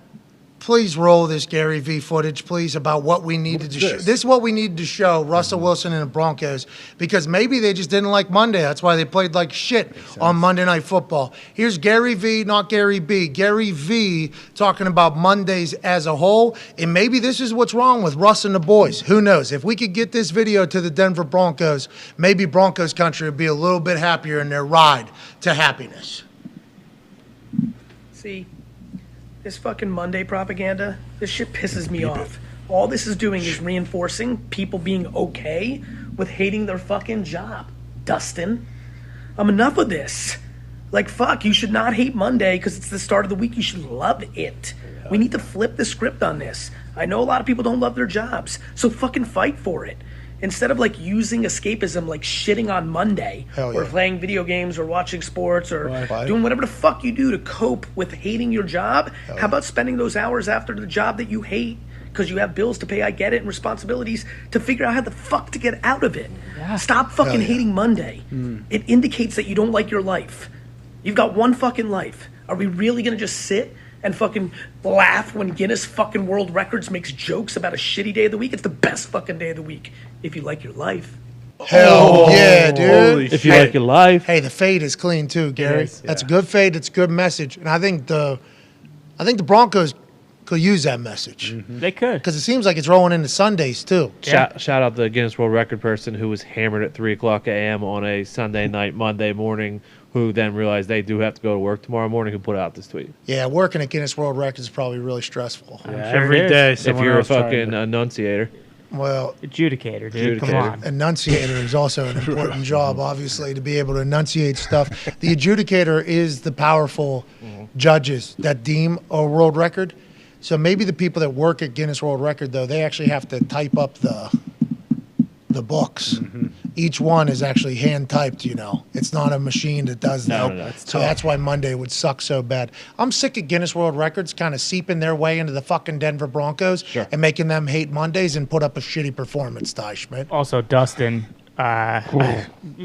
you're going to get the fucking taste smacked out of your mouth by Gary Vee if you don't whip into shape, pal. So I think that needs to be addressed. Someone needs to check on Dustin. Well, Dustin's paying $250,000 to $500,000 to work for Gary, so I mean... Well, you're closest to the sun. You should do that. But Dustin needs to shape up. Exactly. Or, or Gary Vee is going to fucking knock your block off. But what you mentioned in the first hour with Russ about how, you know, like maybe we'll see him be like thank you, Gary V. Yeah, thank you, Gary. Love you, Gary.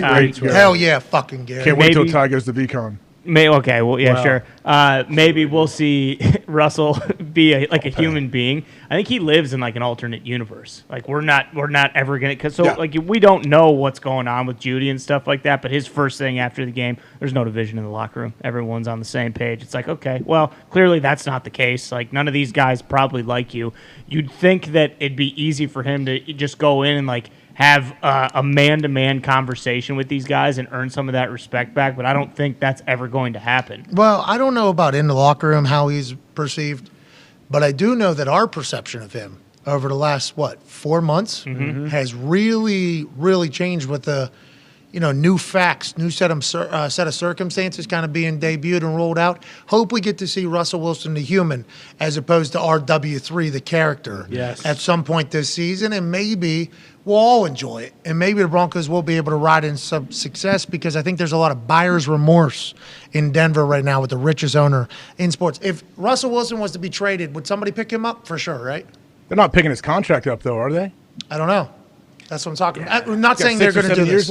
We're not saying they're going to do this. We are just strictly talking about his reputation around the NFL.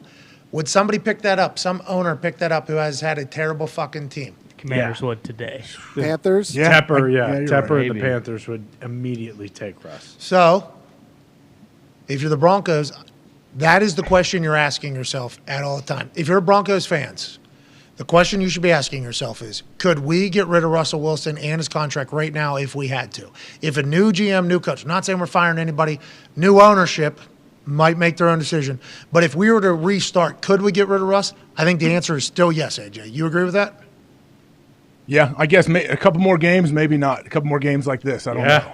Trade deadlines next It all week. depends on the contract, though. Like you're talking, if you want to bring him in and pay him $10 million a year, someone will. I don't know if someone's going to pay 6 years, $240 or whatever it is. We're not saying that they're going to trade him. I'm just saying, if you're a Broncos fan, that is all you should be thinking about for the future. Because once it gets to a point where it's like, nah, nobody's going to trade for this guy right now, then you're fucking locked into the Russell Wilson experience. Then you're hoping he and Hackett can figure out how to play good football. There's a lot of games left in this particular season. There's a lot of time still to learn. They're calling it growing pains. I'll tell you, it is painful to fucking watch them. And we just got to do it 7 times this season, which is way too many. Broncos fans got to do it every fucking week. We feel for you.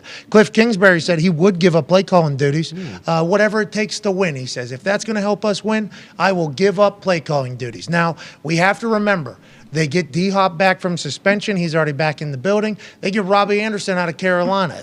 He obviously got kicked off the field in Carolina. Now he is being traded the next morning to Arizona to be a member of the Cardinals. Kyler Murray's still your quarterback. J.J. Watt's still on the defense. There's a lot that can kind of come together for that Cardinals team. Let's start with AQ, because he lives in Arizona, played for the Cardinals, and was there with Cliff Kingsbury. Whenever everybody automatically attacks the play caller, it's a natural thing to do, especially when the play caller is the head coach when they're underwhelming. Is that an accurate assessment? Do you think a change of play call is a right play for some teams, more specifically the Arizona Cardinals? I think at the end of the day, this group has put together a pretty damn good offensive resume over the last couple of years. It's the same guys for the most part. The execution's not there. You turn on the film of these guys, they're missing blocks. Now, granted, they've also had some injuries up front too. We also got to play that. Pugh, sorry about the ACL. He's a beast, Pugh. He's out. He's out. That might. I'm not going to say it. That's big. Pugh is almost. I'm not going to say it. And then Pugh had a hell. He's from Philadelphia, Eastern Pennsylvania. Justin Pugh's a dog. Gritty. Saw him on a golf course. His ass is fucking this wide. His legs are huge. Upper body, not as big as you would think for an offensive lineman. Hell of, I think 10 years? Yeah, this is his 10th year. 10 years in the NFL. Hell of a run, Justin Pugh. If he comes back, I think we'll all be incredibly and mightily impressed. But we would like to let Justin Pugh know, hell of a run, guys. If it is, hell of a run. We don't know.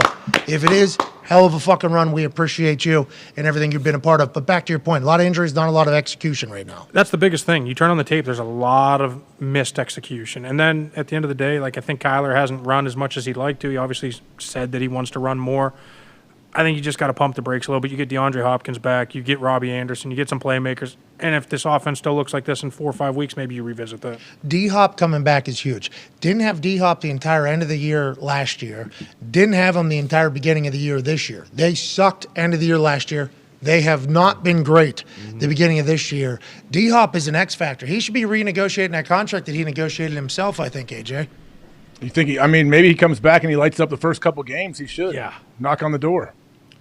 This Thursday night, hell yeah, the New Orleans Saints travel to the Arizona Cardinals.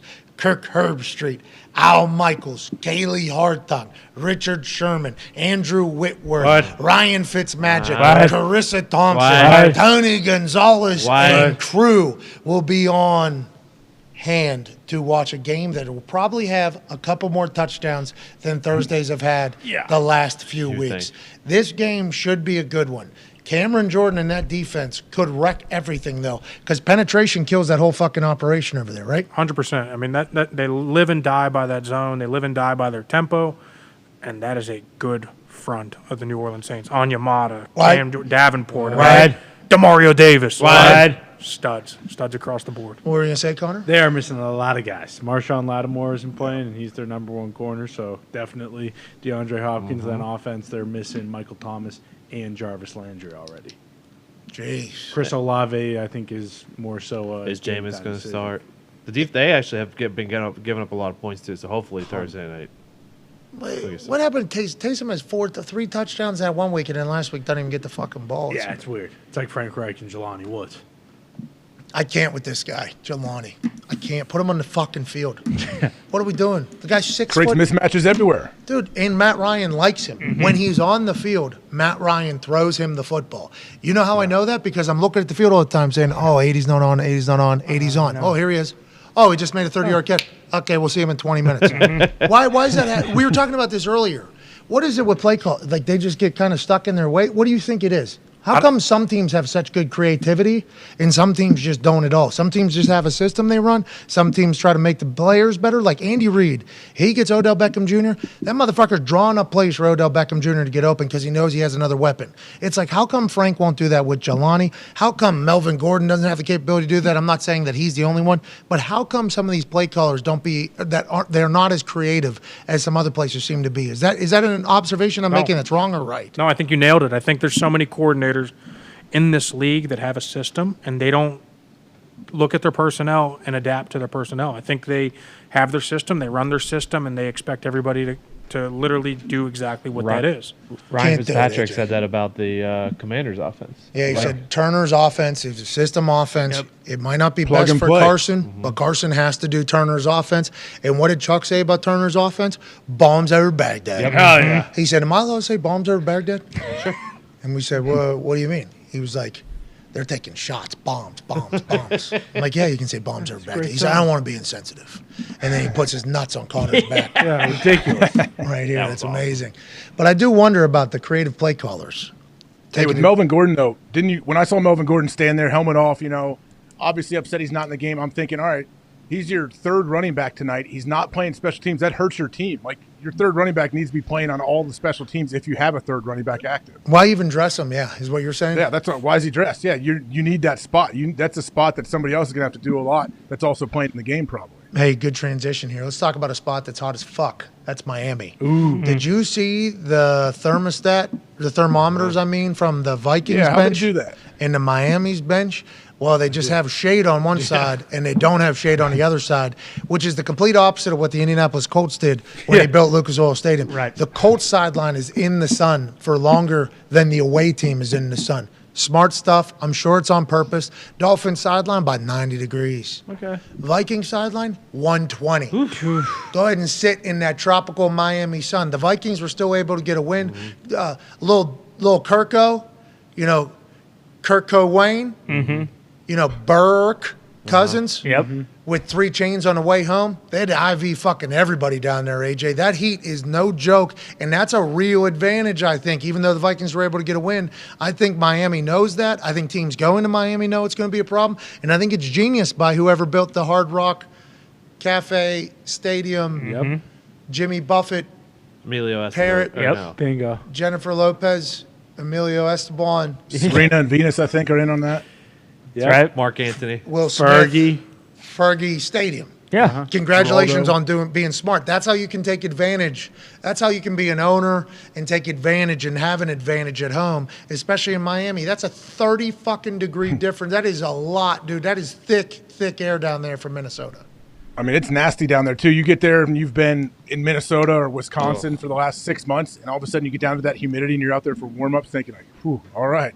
Here we go. Yeah, let's figure this thing out today. All right, boys. It's not. It's going to be hot. Tootsie's is a 35-minute drive. Yep. So let's. What'd you say? What'd you say? What'd you say? Go far from the mic there. Good wings. There's good wings down there. Yeah. What were you saying? What were you saying about Saturdays? What a place. That's the Miami Flus. Normally, Tootsie's was the Miami Flu for a good 5-6 years there. I don't know if it still is.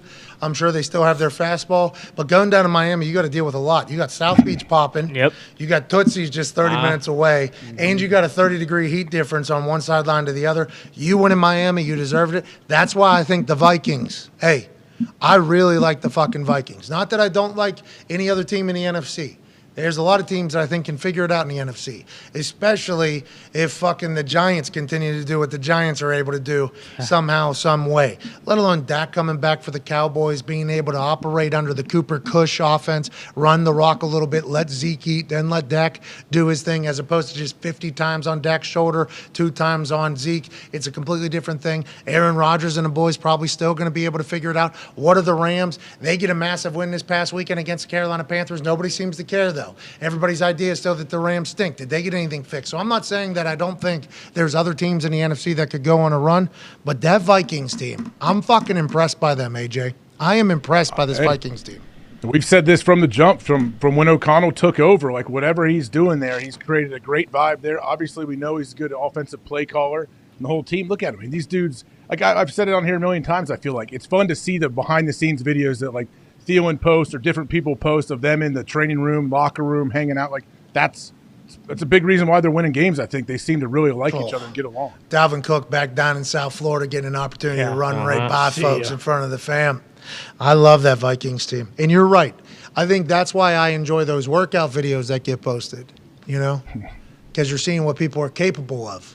Because you're never going to get an opportunity on a football field to see a guy bench 315 like 20 times. Right. You know what I mean? You're never going to get an opportunity on a football field to see a guy just sit there and huck it 75 yards. Right. I'm like, well, if that's the capability, if that's the shape that person's in, fucking get him on my team. That's right. That has backfired a lot. But what hasn't backfired is the chemistry videos that you do see from behind the scenes. A lot of people going to Topgolf with their teammates. Little athleticism, talk a little shit, maybe a little dinner, maybe a little food, What? maybe a little Tootsies. What?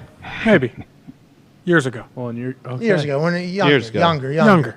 But I think team camaraderie is an X factor that can't be really judged at the combine or anything like that.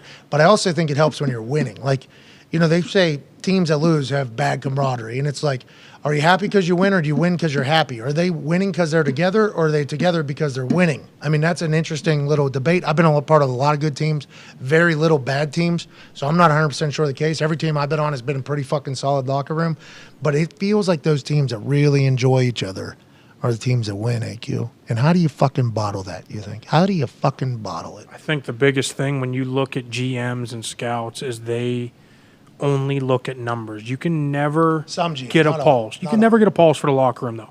Like, this guy's a great locker room guy. Yeah, everybody says it, but, like, if he starts to lose a little bit, and they're like, let's get him out. Let's get somebody. Grass is always greener on the other side because this guy has better numbers. He's younger. He's quicker. He's faster. Whatever it may be.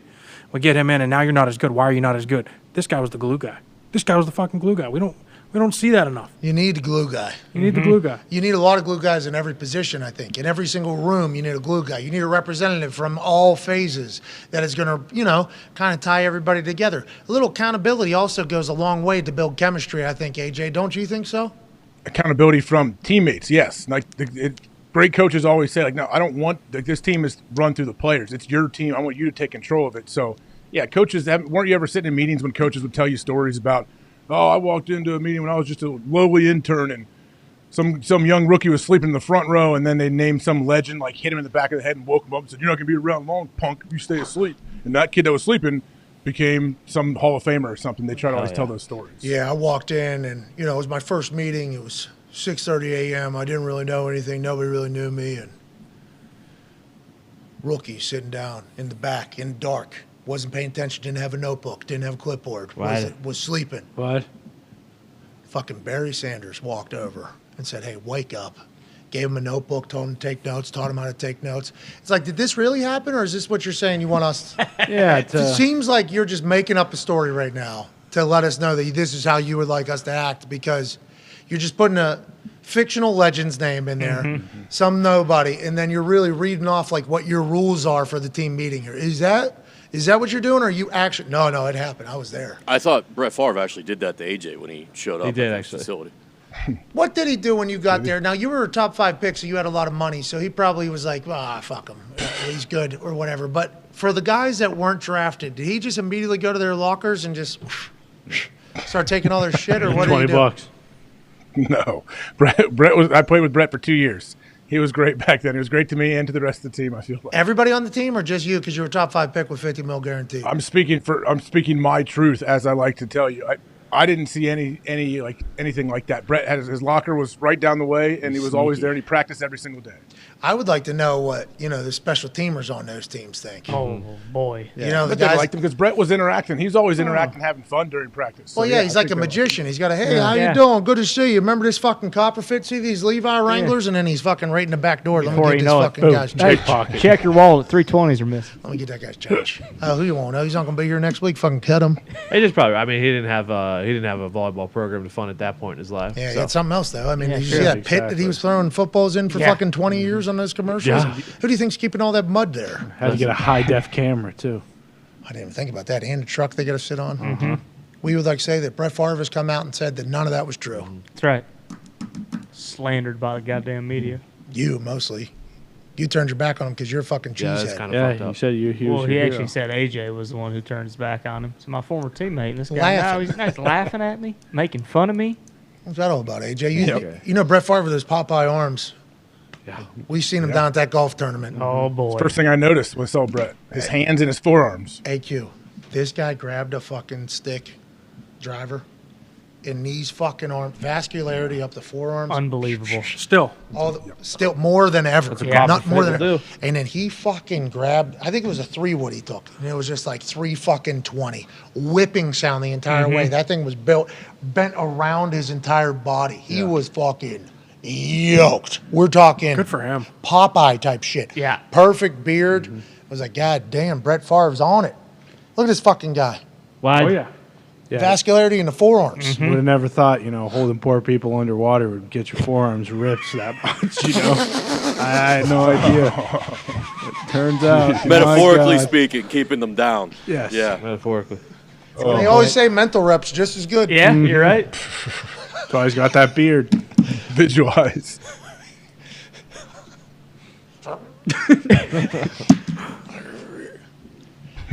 We don't know if any of that's true. We don't. Allegedly. Well, we do know What?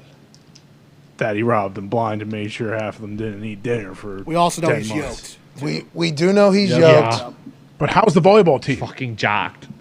I've they not winning? seen them on ESPN once. No, and they show a lot of volleyball on ESPN. A lot of volleyball. Same teams every fucking day. Drives me nuts. I guess the Tennessee Volunteers got a girls volleyball team that's really good. Penn State, actually, they got a squad as well. Men's or women's? Women's. They got a men's team as well. I was Penn State men's volleyball was actually looking at old Pat McAfee to potentially be a libero coming out of high school. Hey, now. Yeah, they said. Who recruited you?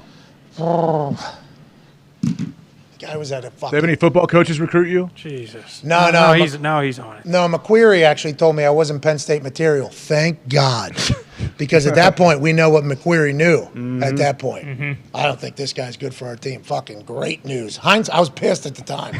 Not happy at all. Well, I've been given a runaround here like I'm fucking Mark Caboli with Pittsburgh Steelers by the Penn State Nittany Lions. All for this redheaded fuck that I've never met before to make me drive all the way up to fucking Happy Valley with Tim McAfee. No. All the way up to let me know that I'm a preferred walker. 2-hour drive? No way. Okay, thank you. We can't fucking afford that, pal. We're not walking on anywhere except for the front fucking yard, dude. Fuck off, pal. We don't think you're Penn State material for a scholarship just yet. Well, okay. And then it all comes out. Real shame what you guys did to kids over there. Then you met AQ. We at probably the would have been Colts. kicked out of that school, right? That's what I'm very lucky that I didn't go there. Not only because of what was going on there with, McQuarrie's eyes on it and everything like that, but also you and me meeting at that time in that city with what we would never would have made it. Nope, not a chance. But look at us now. Huh? Here you go. How about it? AQ, you might know, but he was in Morgantown doing the same things and made it out of there. So I think Pat would have been just fine. Yeah, Morgantown is legit though. Yeah, I Very did, true. But us together, my dude Thor and I did some real damage in Morgantown. You and Thor would get along very well. Thor, white nose tackle. Yeah. Hell yeah. Okay, My type of guy. Bingo. Yeah, Thor was down. Me and Thor had a great time. I miss Thor. But anyways, if you would have been in West Virginia with me and Thor, or Thor would have been at Penn State, that would have been a fucking problem. I would not have been here. I would not have obviously made it. So I'm thankful for McQuarrie's hindsight of me not being Penn State material, both on the field and off the field. I am appreciative and in the locker room and in showers. I'm very appreciative of all He that. talked to you, and you realized you would have blew the whistle. So he said, "Oh, you're not Penn State material. We need someone who will sweep stuff under the rug like AQ does." Like AQ Shipley. Jeez. I mean, I didn't deserve that. Well, AQ. I don't think I deserve that. You were serving a lot of hot meals for the Second Mile Foundation. AQ, did you see what was going on in the back there? No, I didn't, sir. This can't happen every week. What do you mean? But what we should continue a Penn State conversation. You guys fucking suck. Penn State, no. Yeah, I'm going back this week. I am saying this just strictly on my show as entertainment. When I tell him that Penn State fucking sucks, I'm talking to AQ right now just as a shit talk to him. This will get quoted on some Penn State blog that I said that they fucking suck. This happened to me for fucking St. X High School when I was telling Herb Street that his kid's school stunk or whatever, just at him. And then I walk into their fucking stadium or a stadium filled with her. You said my kid stunk. It's like, well, I didn't know you were kidding. Who the hell? What positions he play? I don't know. I thought that guy was good. Okay, keep it moving. Anyways, Penn State just doesn't win. You guys just don't win big games. Can't win the big games. Never. Can't win the big games. I picked Penn State on the panel. Taylor Lewan texted, watching Pat pick Penn State over Michigan hurt a little bit more than I thought it would. And as soon as Penn State came out of my mouth, I'm like, that fucking school didn't want. What am I even doing? Penn State. I love Ann Arbor. It's a beautiful town. It's maybe the most gorgeous college campus of all time. There's Bentleys sitting in front of billionaires' houses in Ann Arbor. It's glorious. And James Franklin has never won a top 5 matchup on the road, I guess is his actual record. 10-year contract extension, though. What is your guys' deal? I don't know. It was hard to Is he watch. the guy, AQ? Is Franklin the guy? Somebody said He's going back. He literally just said he's going back this week. So please give your answer pandering to the people you're going to go see this weekend. Yeah, I mean, he just signed a huge extension, so he's the guy. But yeah, I mean, I'm going back. I'm the honorary captain this week. Wow. So you don't get to call it because it's a home game, right? So you're just walking out there? Yeah, just walking out. Just walking out. You putting the old jersey on? Nah. By yourself? Come on. Dude, put the old... The skin tight boy. Wear your full uniform. The full uniform. Pads, on too. helmet. Put khakis on and poop your pants. Is LeVar with you, or who's walking out with you? I don't know. Hey, congrats. That's awesome. Yeah. Thanks. Good for you, AQ. Thanks. First time back in 14 years. Let's go. What? You should probably honor Joe DiNardo because you've been pissing on his grave ever since you stepped in here. As I drive past Moon Township, give a little wave. Are you driving back or flying? Flying. I heard Bear once say that Happy Valley is literally the hardest college campus to get to in the country as far as flying into. I'm flying into Harrisburg. See? Yeah. Holy shit. This is what we need to see. This is how we need to see you on Saturday. Like that. Look at this guy. Look at the cross tat on the left arm, the barbed wire on the right. Fucking Goldberg and Jesus coming at you. Yeah. Let's go, dude. You and me would have been a problem in college. Oh yeah. You got some Paul Walter Hauser in you. Yeah. AQ. We weren't allowed facial hair. That was the last time I haven't had facial hair. Oh, so it was like the Yankees operation? Exactly. Yeah, it makes you look young. Yeah. It does. Hey, I'm happy you're What coming happened back. if you showed up with some facial hair, AQ? Do they make you shave right there? So this is actually a funny story. We were getting ready to play Ohio State my senior year. They were loaded. James Laurinaitis was a senior that year. I think they were number 3. We were number 6. We go into Columbus, get our first win there in a long, long time. But I get a knock on my door, 10:30ish at night. After game, before the game? Before the game. Just had snack, go up for curfew, whatever. Get a knock. It's Paterno. He says, "If you want to play tomorrow, you better shave." Has a fucking razor. Hands me a razor. Really? Swear to God. That's how Paterno sounds? Say it one more time. If you want to play tomorrow, you better shave. That's what he said? Sounds like Michael Jackson. Holy fuck. And they thought that guy didn't know? You know what, AQ, while I'm up here at your room, you change my diaper too? That might have been the game. Come on. It might have been the year before, actually. I think it was the year before when we got smoked. Joe Paul, what he committed to that program. Legendary. In that university. Yeah. His time, his effort, a lot of success. We understand. Absolutely. Hindsight, though, looking back, though. Nebraska. He's worried about this guy's face. Yeah. And Nebraska. And his lines on Sesame Street, from what it sounds like. Didn't know he was voicing Elmo. Well, I heard. Come on. You've heard the high-pitched voice, right? I heard No. when You ever Jerry heard that? when Jerry was sitting on players' faces, he didn't like the feel of scrub. Jeez. Whoa. Jeez Louise. See, What that's do you when. mean, Diggs? We're all here. We're all, we were doing it. We were talking about stuff not easy to talk about, and we're just kind of dancing with it. And we were about to move on. Sure. We were about to, because we got some stuff to hit. And then you said, Players. we're going to go. Not. I said players, not. Okay. which are all 18 and above. Exactly. That's right. Anyways, that was a terrible situation. I don't know if Penn State will ever be able to recover from it because as soon as anybody hears it, it's literally the only thought. Yeah. And I do appreciate your service to college football and what you did winning the Remington Award. Greatest center in all of football. Thank you. There you go. Appreciate it. And enjoy Penn State this weekend. I wish I would have been Penn State material. I wish I would have been able to go up there to school with you.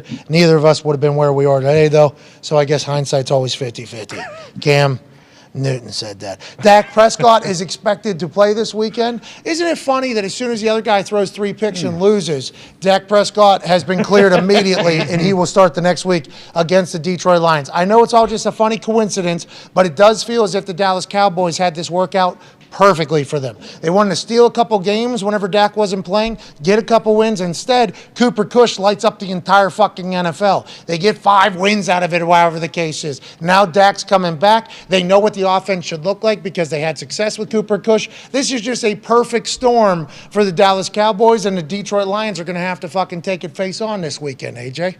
Yeah, because if Cooper Rush wouldn't have thrown 3 picks and they would have won this past game, and maybe they would. I don't know. We're not rushing another him. week. Yeah, we gotta make sure he's good for the home stretch when it really matters, when it truly matters. So we want to make sure he's 100%. But yeah, it really cleared things up for the Dallas Cowboys, didn't it? Like they would have had obviously it's a good problem to have because they're winning. But this way, here we go. All right, great job, Coop. Take a seat, Dak. Hopefully you can go take the helm and do your thing. That fucking doctor that we always see on every single sideline for the Cowboys, he has a meeting with Jerry every Monday morning. Jerry's like, hey, how's it going? He's like, well, fucking Cooper Kush threw 3 picks, so I think Dak's thumb is A-okay. See you, Jerry. It really does feel like that, doesn't it? Because they're just waiting almost for Cooper to have a game. Good color scheme there, by the Yeah, way. with the green, it does. It's a great look. Oh, shit. Boom. Perfect.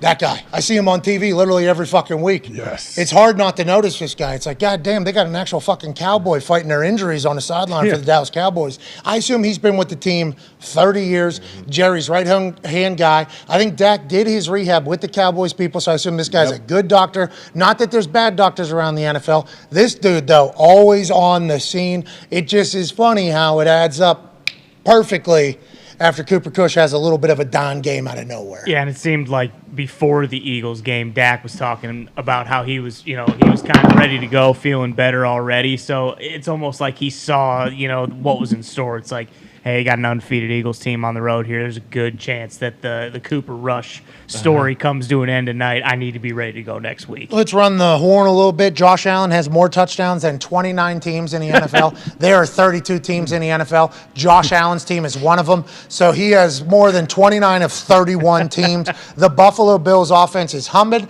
have been humming. The only game they didn't was against the Miami Dolphins. That's why they're not completely undefeated. And it feels like that was a wake-up call for this Bills team not to get too confident and come back down to size. They're going into a bye week, so let's assume some of these teams will catch up. But the Bills have been fucking dominant, AJ Hawk. Yeah, I mean, if the Buffalo Bills are able to stay healthy, especially on offense, we know you couple that with this defense and what they do. I mean, good luck stopping them. So, like you said, they had the weird little hiccup with the Dolphins, but probably a wake-up call. But I see them just rolling after the break. AQ, how come some teams' offenses just fucking stink, dude? It's a great question. I mean, there's a lot of bad football on offense right now. I don't really understand it. I don't get it. But that is the way offense is supposed to be played. AQ. Yeah. Quick question for AQ. Is it possible to have a bad offense but a really good offensive line? 100%. Is it?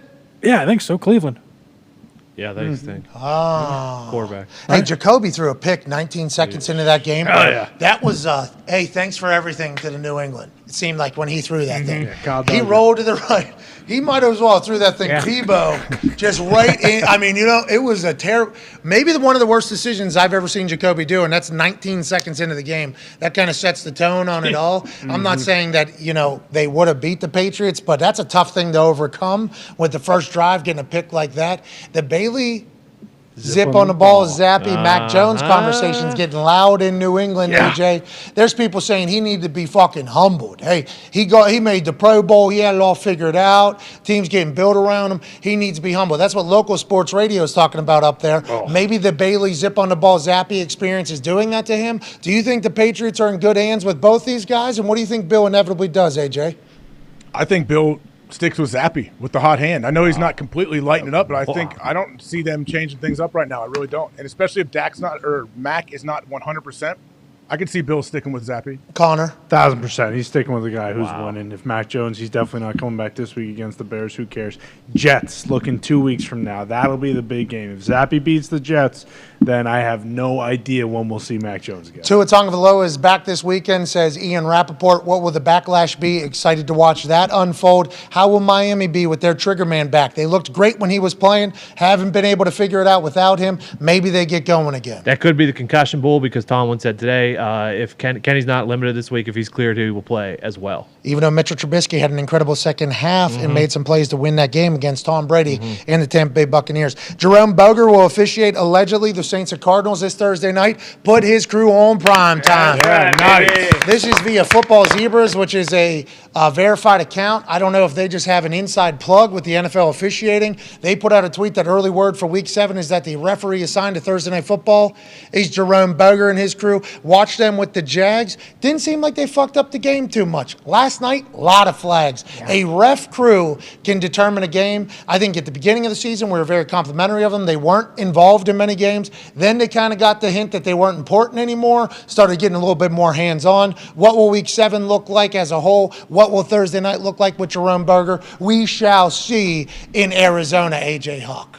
Well, how quick are they going to be to their flags anytime anyone is near Tua? Like, can you imagine if anyone's in the grass, like with Tua, they'll blow that dead instantly. So you can probably get a few cheap sacks, just get your hand on them and hold them up. There was a sack DeForest Buckner, I think, had on Trevor Lawrence, where he literally just hugged him, took like 2 steps. We couldn't hear the whistle blow where we were sitting in the stadium, and then he just let him go, and then he celebrated off the sideline. And Foxy goes, "That's a fucking NFL sack right there." I'm like, Foxy, you are such an asshole, Foxy. The game is changing. Speaking of changing the game, let's take 5. Okay. Here we go. Okay. Because on Sunday, the Green Bay Packers lost to the New York Jets. Now, the New York Jets might be new New York Jets. Yeah, maybe. True. They might be an incredible team. We don't know. We shall see. There's a lot of season left. What will Aaron Rodgers have to say about that game in the rest of the season going forward? Got a Commanders matchup this weekend. Buffalo Bills in primetime next weekend. Where do the Packers stand? Where is Aaron Rodgers' mindset? We find out in about 5 minutes. Take 5. 5.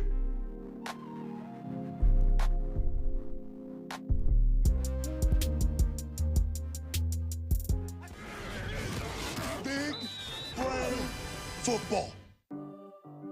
Breaking news. The Kansas City Chiefs are really fucking good at football. Kelsey over the middle, late to the end zone, touchdown, Kansas City. Big reason for that? A lot of big brains running around in Chiefs jerseys on Sunday. What? Monday? What? Thursday? What? In America? What? In England? What? No matter where they play, they have high IQ. It's a beautiful thing to watch. I hit him with the bing bing, and I just go. Just go. Yeah. His eyes were in the backfield. As soon as I hit the 1-2, I was out of there. I knew I had nothing in the middle. The middle was wide open because of Sky Moore, rookie, and MVS Marquez Valdez-Scantling. Clear out in a post to occupy the safeties, and Travis Kelce's able to waltz right in for his 72nd NFL touchdown. Bravo, Travis Kelce, and thanks for the big brain football by MVS and Sky Moore. Who's backside? Clint, that was you? Yeah. Were you backside? Good. Baby, way to clear that. Who was that backside post? Scott. Huh? I think it's Scott. Scott? That went too full. Hey, Scott. Kansas City's receivers might not be big names in the kingdom just yet, but they got big old brains. Marquez Valdez-Scantling. It wasn't a coincidence MVS was open down the seam. No. You didn't cross the hat. You right on the hat. Yeah, I literally, because they went inverse. I saw the safety run way over there. The other ones, I'm like, safety throw out the half. Against the inverted safeties, MVS knew that the middle of the field would be wide open. Mahomes had a hunch that the 4.37 speed on a linebacker might be a favorable matchup. A dart thrown by Patrick Mahomes. Great job. Yes, sir. One of the problems sometimes when you try and disguise coverages and drop somebody back late, you can zips somebody right past it. And it's exactly what happened with Marquez Valdez-Scantling. A safety pressure, immediate invert. That's what it means every time. Knowing coverages and how to beat them, that's smart football. But what Mahomes did on his second touchdown pass was a work of wizardry in the art of football IQ. At the 2, they fake the trap. Now Mahomes scrambling to his right, holding it, gets off the hit, now lunging forward, and now fires it right, caught at the back of the end zone. Clyde Edwards-Helaire, Mahomes with the touchdown pass. Absolute banana land. Dude takes a snap, scrambles around for 7 seconds, which is almost a full bull ride, okay? Almost full bull ride. Spins, throws a touchdown, all the while remembering that they snapped the ball on the 2-yard line, and he cannot cross that line and still throw a football. Yo, I'm close. You got it. As long as you're there, you're good. You get out of the pocket. Great. You make one of the league's best linebackers miss. Even better. But to stay behind the line of scrimmage so you can throw a touchdown, that's some big brain football. I had to make up for it. I had to make up for it. I had to make up for it. I had to make up for that miss, baby. 2 plays before, wide open touchdown. Patrick says, you know what, too easy. Let's make things a little bit more difficult. I'm gonna miss this pass, be upset about it, but then I'm gonna make magic. I was able to use my speed to get a little bit of speed to get around the edge there. I was gonna run for it, and they kind of flew around, and I realized I wasn't gonna make it, and I saw Clyde, and so I just kind of flicked it up to him. It's the line of scrimmage aspect of knowing that he's not going to throw the ball, past the line of scrimmage, and Pat is good, but kind of sensing where he is. Stop, and now he's going to find the receiver. Stop it. Stop it. The NFL hasn't seen anything like Pat Mahomes, I promise you that. And you saw it today. He's the Houdini of our era, man. That's big brain football. Y'all saw that? I know y'all saw that. That's right. That's something you like. You doing mad. I love this Kansas City Chiefs team. I love how smart they are. I love how innovative they are. I love how creative they are. They had a tight end take a snap under center while Patrick Mahomes was having a little thespian acting job to distract everybody. Now a direct snap, and the Chiefs trying to shove forward, touchdown! The Chiefs are athletic. The Chiefs are fast. The Chiefs are magical. Andy Reid has a big brain and a beautiful mustache, but most importantly, they have a lot of guys that master the art of big brain football. We always hear people talk about these masterful halftime adjustments that are made. Is that a thing? And how did you feel in the second half compared to the first? Did you flip a dry erase board or anything? A lot of halftime adjustments. Look, I mean, the first 2 plays coming out the half, we had incomplete. We're sitting there 3rd and 10, down by 3, really sputtering. And I think there were 2 big plays that happened in the game. The first one was on that 3rd and 10 at 10-7. I hit Allen down the right sideline. He made a fantastic catch. The ball was a little bit lower. He was kind of pushed to the sideline. He jumps on top at the last second and makes a kind of diving catch in front of him. And sometimes it just takes one play like that to get you going. Now we're not on the 25 anymore. Now we're on midfield. We turned that drive into a touchdown to Tunyon after a penalty. That got us going.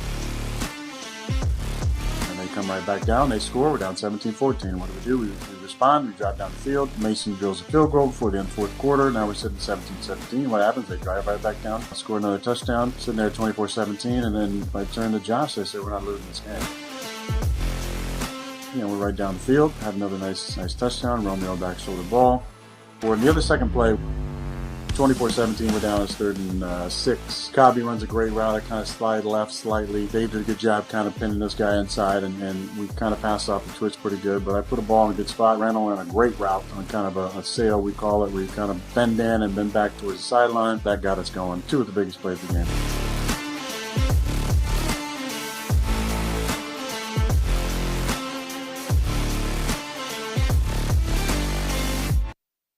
Hey! Why? Let's go! This show fucking stinks, and the fact that you listen, we are very, very thankful for it. AJ, you never cease to amaze me with your toxicity, pal. You got a couple of these? God damn it! What the fuck are you doing? Fuck Boston.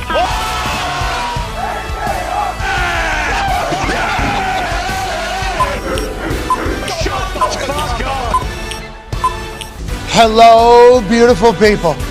It is Aaron Rodgers Tuesday, October 18th, 2022, and this sports show begins right now. Football is the sport that we chat about because we are a bunch of sports stooges, and the NFL is the greatest league on earth. To my left, your right is a college football national champion, a Super Bowl champion, a Ryder Cup champion, a COVID survivor. Ladies and gentlemen, AJ Hawk. Yeah, The Toxic Tables here at Boston Connor, at Ty Schmidt, one half of the Hammer Dahn Cowboys, who have been on a heater for like 14 months, at Tone Diggs, incredible cowboy hat pal. Joining us on the stage, host of In the Trenches and the Bobbled Exchange, 12-year NFL vet, Super Bowl champion, coach and offensive lineman, and wedge buster, and fullback AQ Shipley.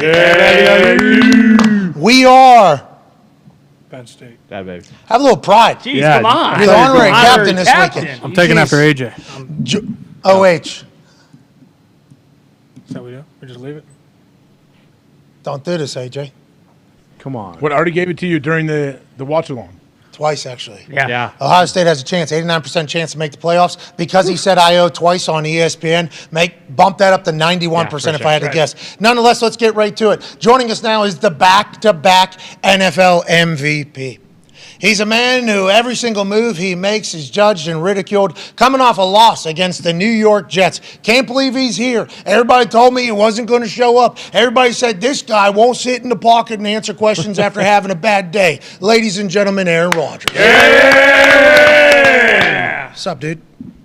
I love this show, man. Doesn't matter what happens the previous week. I really do enjoy this show. Yeah, well, we enjoy you coming on. We've enjoyed the ride that we've gotten to take the last couple of seasons. There is always going to be a hiccup in a season. There's going to be a downfall. There's going to be something that doesn't go perfectly. This season, you guys are 3-3 right now. In last weekend against the New York Jets, you guys suffered a loss at home, 27-10. The world seems to be burning down around you, but I couldn't help but go back to a quote that you made after training camp last year when the New York Jets came to town. We said, what was it like practicing against the New York Jets and meeting Zach Wilson? You said you liked Zach Wilson. You thought he was a good a good player. You thought the Jets were about a year or two out. What did you experience against the Jets on Sunday that made you say, you know what I said a year and a half ago, probably accurate? And what was it about the game that you can take away into next week, Aaron? Well, they got a lot of good players. They got good schemes, good players. They added to their mix since we played them last year. They added, obviously, through the draft and a couple of guys in free agency that can really play. They got a couple guys that can really cover. They got veteran leadership on the back end. They signed Whitehead, who's a good player. They signed Joyner, who's a good player. Veteran guys who played a lot of football. Obviously, the guy in the middle, Mosley, is a really talented player. They added Quan next to him. D-line is stout. They thought they had a good plan for us. A lot of twists up front that we just didn't handle very well. And then, real stud young corner out of Cincinnati, I believe, Gardner, Sauce. who's who can really play. And then offensively, they added some weapons. They got a good runner.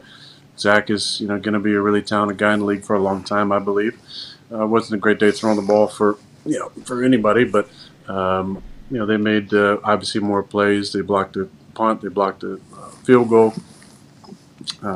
We just kind of had a dud of a game. So I don't know if there's a whole lot you can take with you. I will say, there's a lot of people.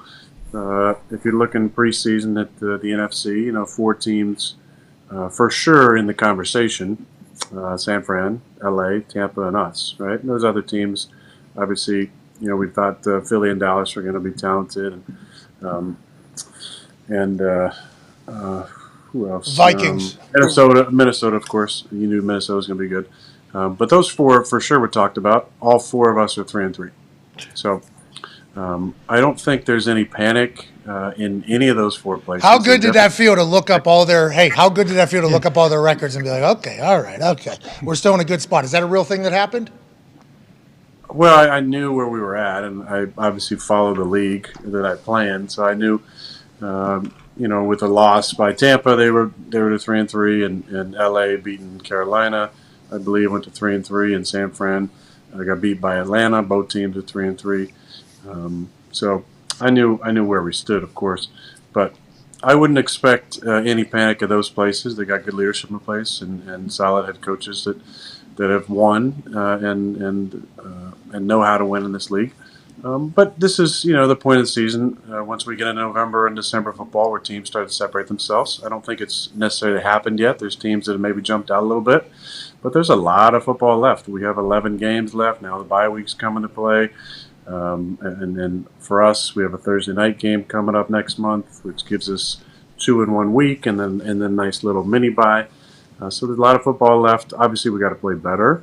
I think that's it's understood by everybody. In all 3 phases, but there's definitely no panic. In your post-game presser, I know you mentioned something about possibly simplifying some things. What the hell does that mean? Well, that's what LaFleur said. He doesn't know what that means either. Just to follow up on what AJ said over there. Just trying to get on the same page. We all would like to know what that means. Yeah, me and Matt are feuding for sure right now. That's what it sounds like. I heard that. Yeah. I heard he said, fuck that guy. He's talking about plants and stuff. I don't know what that means. No, what does it mean, though, you think? Listen, that was part of a long answer about a lot of different things that I was combining. But at the heart of it is execution. And the most important thing is executing the plan and scoring points. And what I mentioned in that, which probably won't get any headlines because it doesn't fit any type of narrative that is out there about a 3-3 team, is how hard the coaches do work and how the plan comes together each week with a lot of study, film review, self-scout, as they put together, their 20 some odd runs and more than that passes that they install from week to week. The point was that if we're not executing those plans, which to be honest are not the most complex things the majority of the time, then the only slight reaction might be to even simplify things even further. And it doesn't mean less motions or less checks line of scrimmage. It just means let's make sure that these guys can handle what we're doing. It was really an alert for our players. Like, we need to lock in a little bit more and simplify things in our own mind. Even the most complex plays can be simplified in our mind to the simple things we have to do on that play, whether it's a certain step we got to take or body language we got to use on these plays, and we just got to be better at the details. I think that's the real thing I was trying to stress is the details have not been good enough. We've had multiple plays where 10 guys are doing something right and 1 guy isn't, where 9 guys doing it right and 2 guys are not on the same page with communication. So that just stuff can't happen. And there's little things, just very fundamental things that we kind of messed up on. They ran a number of line twists. There was not a lot of pressure in the game. They brought just a handful of pressures, and that was kind of their plan coming in, to challenge us on the outside with some man, and then to play to try and take away the RPO game. And we just didn't really handle some of the simple things very well. So we need to simplify our own game, both fundamentally and execution-wise. And again, it's not anything against the staff, because those guys put a lot of work into it.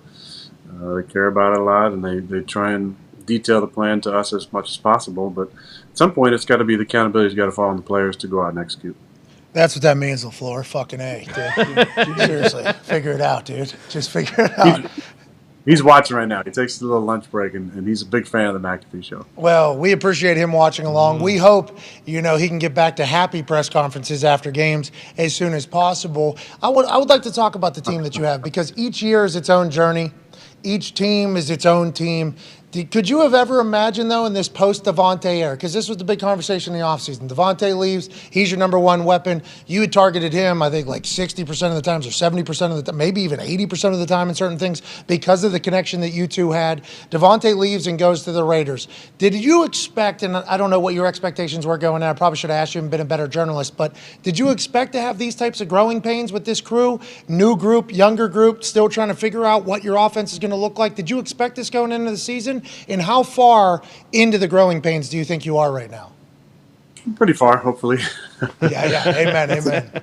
Listen, I knew there was going to be growing pains, but I also think, that maybe there's certain biases that come into the league about certain teams, and we forget the parity that we have in our league. Every single year, there's an attempt at parity based on the schedule, right? You know how the schedule works. There's now 3 extra games outside of the 6 in your division and the 4 alternating against the other 2 divisions. You play where you finish in the division. So we won a division last year, so we played the other two division winners in the NFC, and then we play a division winner from the AFC as well. So that's the attempt at parity, right? To always have, some semblance of turnover in playoffs every single year. That's one. Number two is, we've played two good football teams the last 2 weeks, and I know we were expected to win both games. We thought we were going to win both games, but the Giants look like a pretty real team, I would say, right? And our win against New England a couple weeks ago, that looks a little better now after they went and shut out the Lions and then had a dominating win this last week. The league, is stronger across the board. Maybe that's one way to say it. The other way to say it is the difference between winning and losing is so minutely thin. A team like the Jets, who have always been the Jets or whatever, that's kind of the moniker around them. That's not the same old Jets. This is a good football team. They're very well coached. They got good players. They're 4-2 for a reason. Now, who knows what they're going to finish, but they're playing well. The Giants are 5-1. Good team. And just beat Baltimore. So, who's, was forecast for the season as one of those teams that are going to be in the mix in the AFC, right? So it's not like we're playing a bad team. Now, we don't expect to lose ever by 17 against anybody at home. So obviously that wasn't our best performance. But the difference between winning and losing is razor thin. And for us, our margin of error is thin as well. So we got to find a way to create some more turnovers on defense. We got to do, obviously, way better on offense. We started the game so poorly. Our defense had 8 great possessions to start that game, and we couldn't give them any type of advantage so they can play a little bit more one-dimensionally, and that's definitely on us. Your special team's got to figure it out too. You know what I mean? Can't give up a block punt for a tud, especially in that type of game. They know that. They'll hopefully grow from it. But the growing pains, it's interesting to kind of watch because you see you start to develop like a little bit of a connection. And then it's like, a play that would have happened maybe last year, for whatever reason, you're on the ground now out of nowhere. It's like at some point we all assume it's going to get clicking. It's nice to know that you're thinking the same thing. Ty, your question for Aaron. Yeah, Aaron, I appreciate you always coming on here and kind of just, cooling the masses because on Sunday everything's burning down and, being 3-3, like it's nice to get a little perspective and remember that. So I appreciate that. But one of the big things you talked about a couple years ago when there was, the rift with management or whatever is how you didn't necessarily want like a final say in personnel, but you just wanted to feel like you were being heard. With the trade deadline coming up and obviously Randall getting hurt and being out a couple weeks, that's kind of a kick in the dick with the way he's been playing. But is this the type of situation where the front office will maybe come to you and say, hey, are there any areas that you'd maybe like us to shore up or be aggressive to try to go and get guys? Or is that not really where your head's at right now? No, my head is there for sure. It's always there, Ty. But it's not just Randall. Christian's obviously dealing with a hamstring. Sammy, hopefully getting him back either this week or next week, but he's been out for a while. So we got to get healthy, number one. Number two, since a lot of those conversations happened, the relationship between myself and management has definitely improved. There we go. Yeah. It's not a new revelation that I'm sharing here, but Brian and I have a real good relationship, and we communicate often about a number of different things, not just personnel stuff, but pulse of the team and direction and mindset and energy and how everybody's kind of fitting together. So we've had conversations. I trust that they'll be in the mix on certain guys that they like. As always, it comes down to need, price, cost of those certain players. But I know Brian's going to do what's best for our football team. And if he feels like adding a guy or two to the mix, then I'm sure he's going to try and make that happen. Chiefs just cleared $3.455 million right before a trade deadline. Yep. Just want to let you know that happened. No big deal. Competition against you watching this. I don't know. Go ahead, AJ. Your question for Aaron. Good deal. Aaron, are defenses around the league doing anything different to try to – we hear people talk about bend but not break, and you can get all the yards you want, but they're not going to let you in the end zone. Are they doing anything different this year? Like around the league, like certain QB numbers at times are down compared to other times. It feels like just early on in this season. Points way down, Aaron. Points are way down right now. Like 500 and 100 less touchdowns. 100 less points this year versus last year. Yeah, change the rules again for you guys. 2 years ago. Way down. Points way down. Then they're going to start calling a few more illegal contacts down the field. I haven't seen a lot of those. Point of clarification, those. Yeah, clarification. Listen, it's the cyclical nature of this game. The defense that's in vogue right now is this defense that plays a lot of combo coverage. So it's a lot of quarter half stuff or just straight quarter palms coverages. There's less one high stuff. So there's going to be an emphasis on running the football a little bit more. That's why I mentioned the fullback position having a rejuvenation possibly, as you're seeing more teams that will need to get in 21 personnel, 12 personnel, and run the ball effectively to try and get teams out of these shell coverages. When you're running the football, obviously, that's taking 40 seconds off the clock every play. So you're naturally going to have a little bit shorter of a game, probably. And I can see as many guys throwing the ball 40, 50 times a game, unless they're way behind. So naturally, you would expect the points to be a tad bit lower.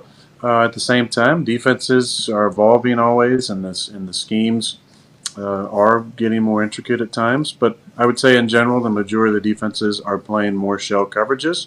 A little more bend but don't break, make you go the distance of the field and think that there's going to be a penalty or a possible turnover that can negate scores and just get really tight in the red zone to keep you out of the end zone. So I think it's not surprising because that's the way when a defense has success and wins a championship and those coaches get opportunities other places. Obviously, they're taking their systems with them.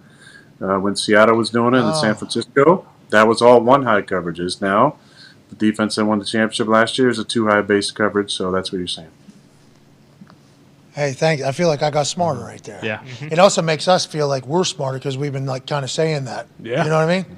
So when the back-to-back MVP says it, it makes it like much more legit. But look at us talking about this. What are you wearing today, Pat? I feel we're all out of sorts. Did you have some sort of photo shoot for GQ or something? Okay, there we go. All right. It's chilly, dude. It fucking snowed today in Indy. I bet is it freezing in Green Bay right now? Yeah. It's windy and cold. Yeah, it's probably in the 50s or 40s. There was some snow, I think, Sunday night that we had, which is awesome. Yeah, you like that, right? You enjoy it. You embrace the suck, I think, is what your mindset was in years past. This is like Green Bay football weather coming right around the corner.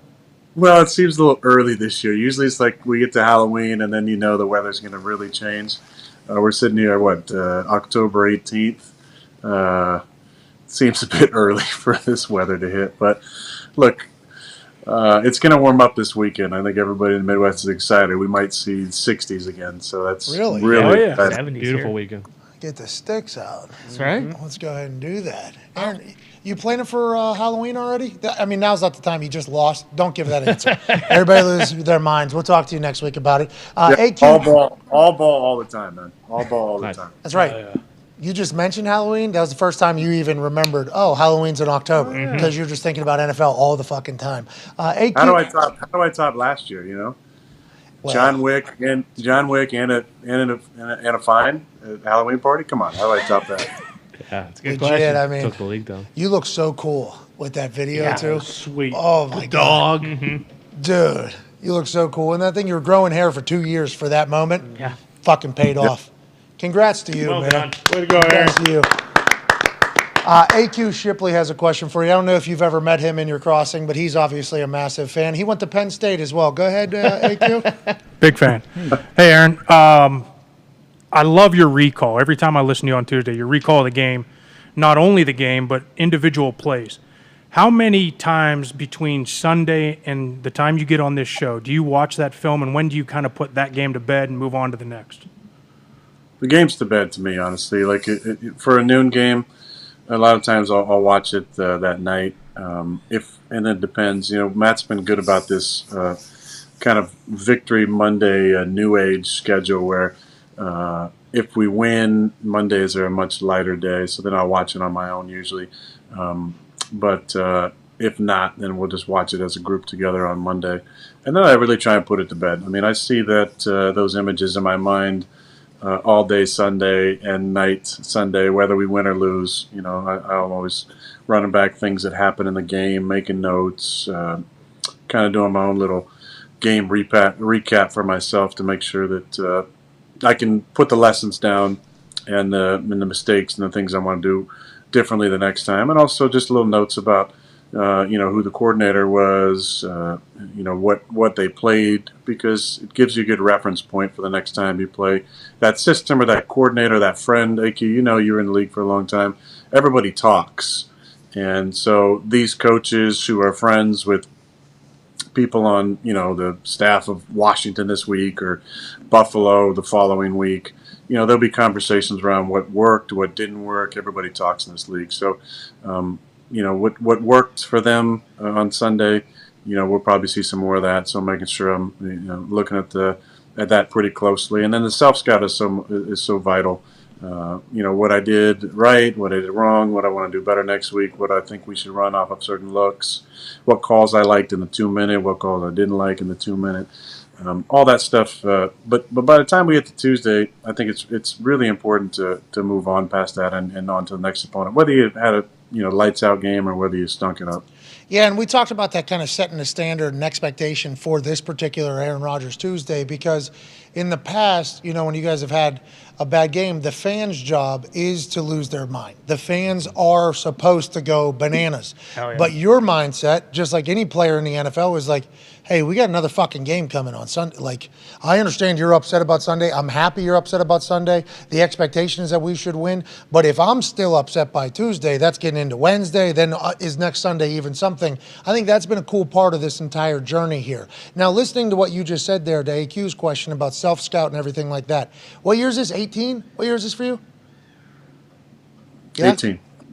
I should do more research, be a better friend, whatever the fuck you want to say. But 18 years into this, are you still getting better? Are you still harsh on yourself?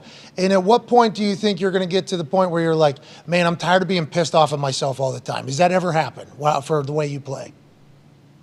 Well, I mean, it changes a little bit. I'm just not pissed off at myself. It's just a standard I hold myself to. So I expect greatness. And if I don't reach that level, then you really got to be critical of what it was, and down to each little part of those plays. Was it a step that I didn't like that I took, or was it an angle of my shoulders, or was it eye discipline, or was it just the ball that I threw, or not counting? There are a couple of throws in the game that I felt amazing come out of my hand, but I didn't quite factor in the left to right wind that was going on, and I missed one ball slightly outside of Jonesy.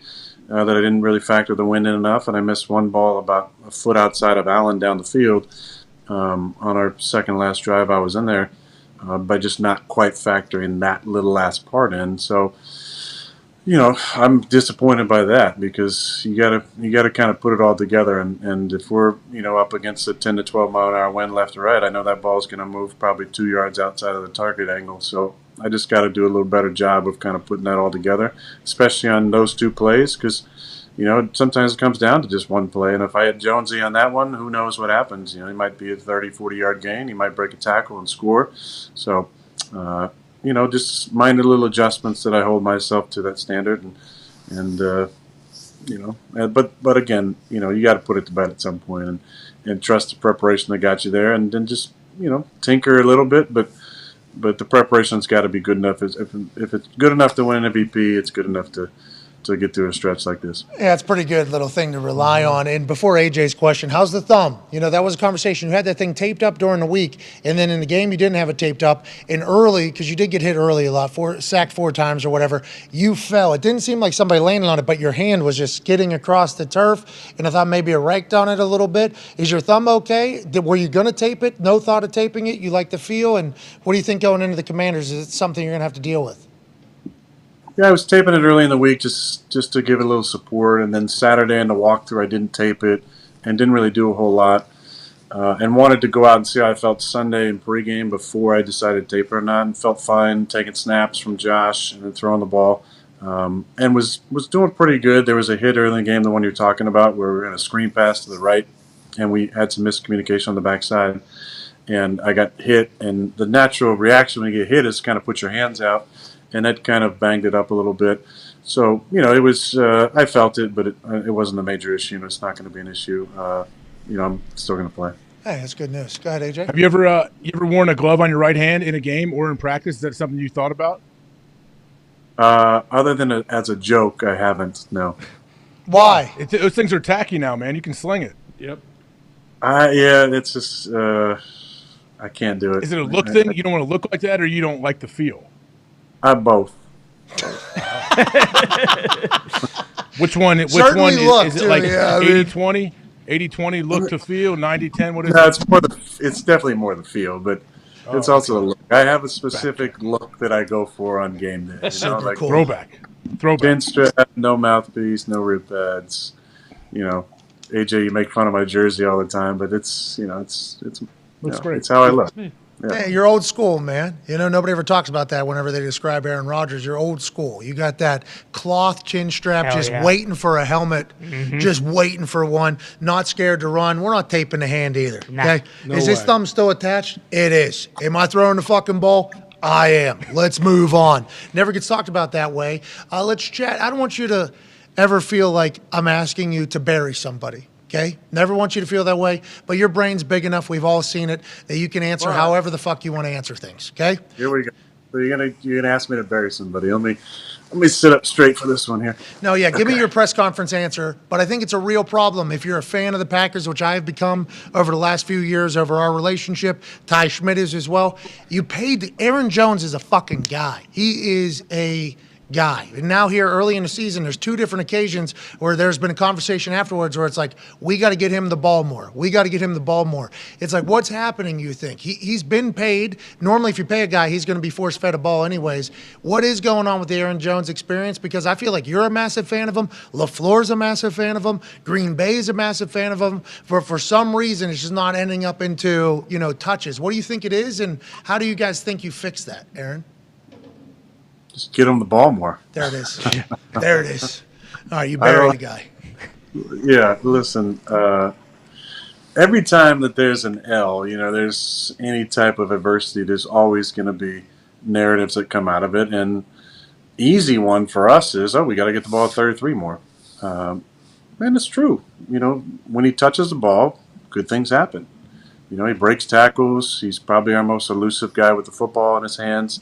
He had a beautiful 22-yard run that got called back on a holding that hurt us. That would have had us inside the 15 and 1st and 10. But, yeah, he's a dynamic player.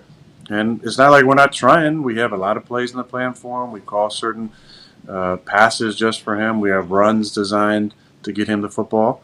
We have an awesome running back in A.J. Dillon as well, who we're trying to get the ball to. But there's a lot of things can dictate how much we get the ball, and it's front, it's coverages, it's different things that we see. Again, we're not trying to not force feed him the ball. Just sometimes the way that the game shakes out, he doesn't get as many touches as other games. So you think it's kind of being blown out of proportion? No way. What? No way. That would never happen, Aaron. That's not our. Well, listen. I mean, like, if you're scouting us, right? If you're scouting us, what are you going to try and take away? Like, what's at the top? My Stomp thumb, on your yeah. thumb. Yeah. Yeah. Baby AJ. Then your COVID toe. Yeah, COVID. After that, COVID. then what? And then we get COVID to Aaron, because he's not vaccinated, that son of a bitch. Yeah. We get him COVID. So there's the top three we're trying to do. Okay, we're stomping on a thumb. We're stomping on your COVID toe. And then we're trying to get you COVID-19. And then That's there. 3. 4 is we got to shave Matt's eyebrows. And then 5, we got to stop 33, right? I think that's the top 5. Boom. So what you're saying, though, is it does appear as if 33 is drawing some attention from the defenses when he's on the field, which is a compliment, but also a part of the predicament. Yeah. Yeah, he's a hell of a player. Why would you want to stop him, right? You want to. Hey, if teams though, Go ahead. if they're playing too high, aren't they daring you to run the ball? Like if teams playing too high, usually like, hey, we don't think you can beat us running. Well, yeah, I mean, we're seeing too high, but we're seeing one high situation. Like the plan that it seemed like the Jets had was, if we were in the gun, they were going to play a lot of zone coverage one high. If we were under center, they're going to play some more combo coverage in certain situations, depending on personnel groupings. Like when Big Dog was in the game in 28, they played a lot more one high to stop the run. If Big Dog and 33 were in the game, they had a different coverage scheme. If 33 and 85 were in the game, they had different ideas. So, teams are looking at our personnel groupings pretty specifically, and we obviously are looking at that as well in our self-scout. But listen, I don't have a great answer for you. Like, we left 33. We got to give him the ball. I don't know what else to say to that. Not like we're not trying. Well, I'll tell you what, I got him in my fantasy team, and it sure feels that. Connor, your question for Aaron. I don't play fantasy, but that is, you get it. Connor, your question for Aaron. Yeah, Aaron, did you see Sauce Gardner wearing the cheese hat after the game by chance? And did you also go over to Alan Lazard after the game and shake his hand for knocking it off his head? I saw the picture. I didn't see him with it on it at one point. Bad defense, good defense. A lot of trash talk. I appreciated that. Enjoy a little banter back and forth. I mean, the kid's a good player. I think I got nothing against him doing that. Obviously, you win the game. That shit doesn't happen. So they won. They can celebrate how they see fit. Yeah, I'd like Lazard, though, knocking it off, not causing a problem, though. Not getting into a full fight. It was just like a, hey, come the fuck on, dude. And then jog off. Thought Lazard handled that thing perfectly. Hell of a tud by him, too, which there could have been more. Tone has a question for you, Aaron. Aaron, Sunday, you were hit more than a few times. How do you go about motivating your O-line? There was videos of other quarterbacks this weekend potentially yelling at their O-line and stuff like that. How do you feel the best way to motivate your O-line when maybe things aren't going the way that you would like them to? Fear.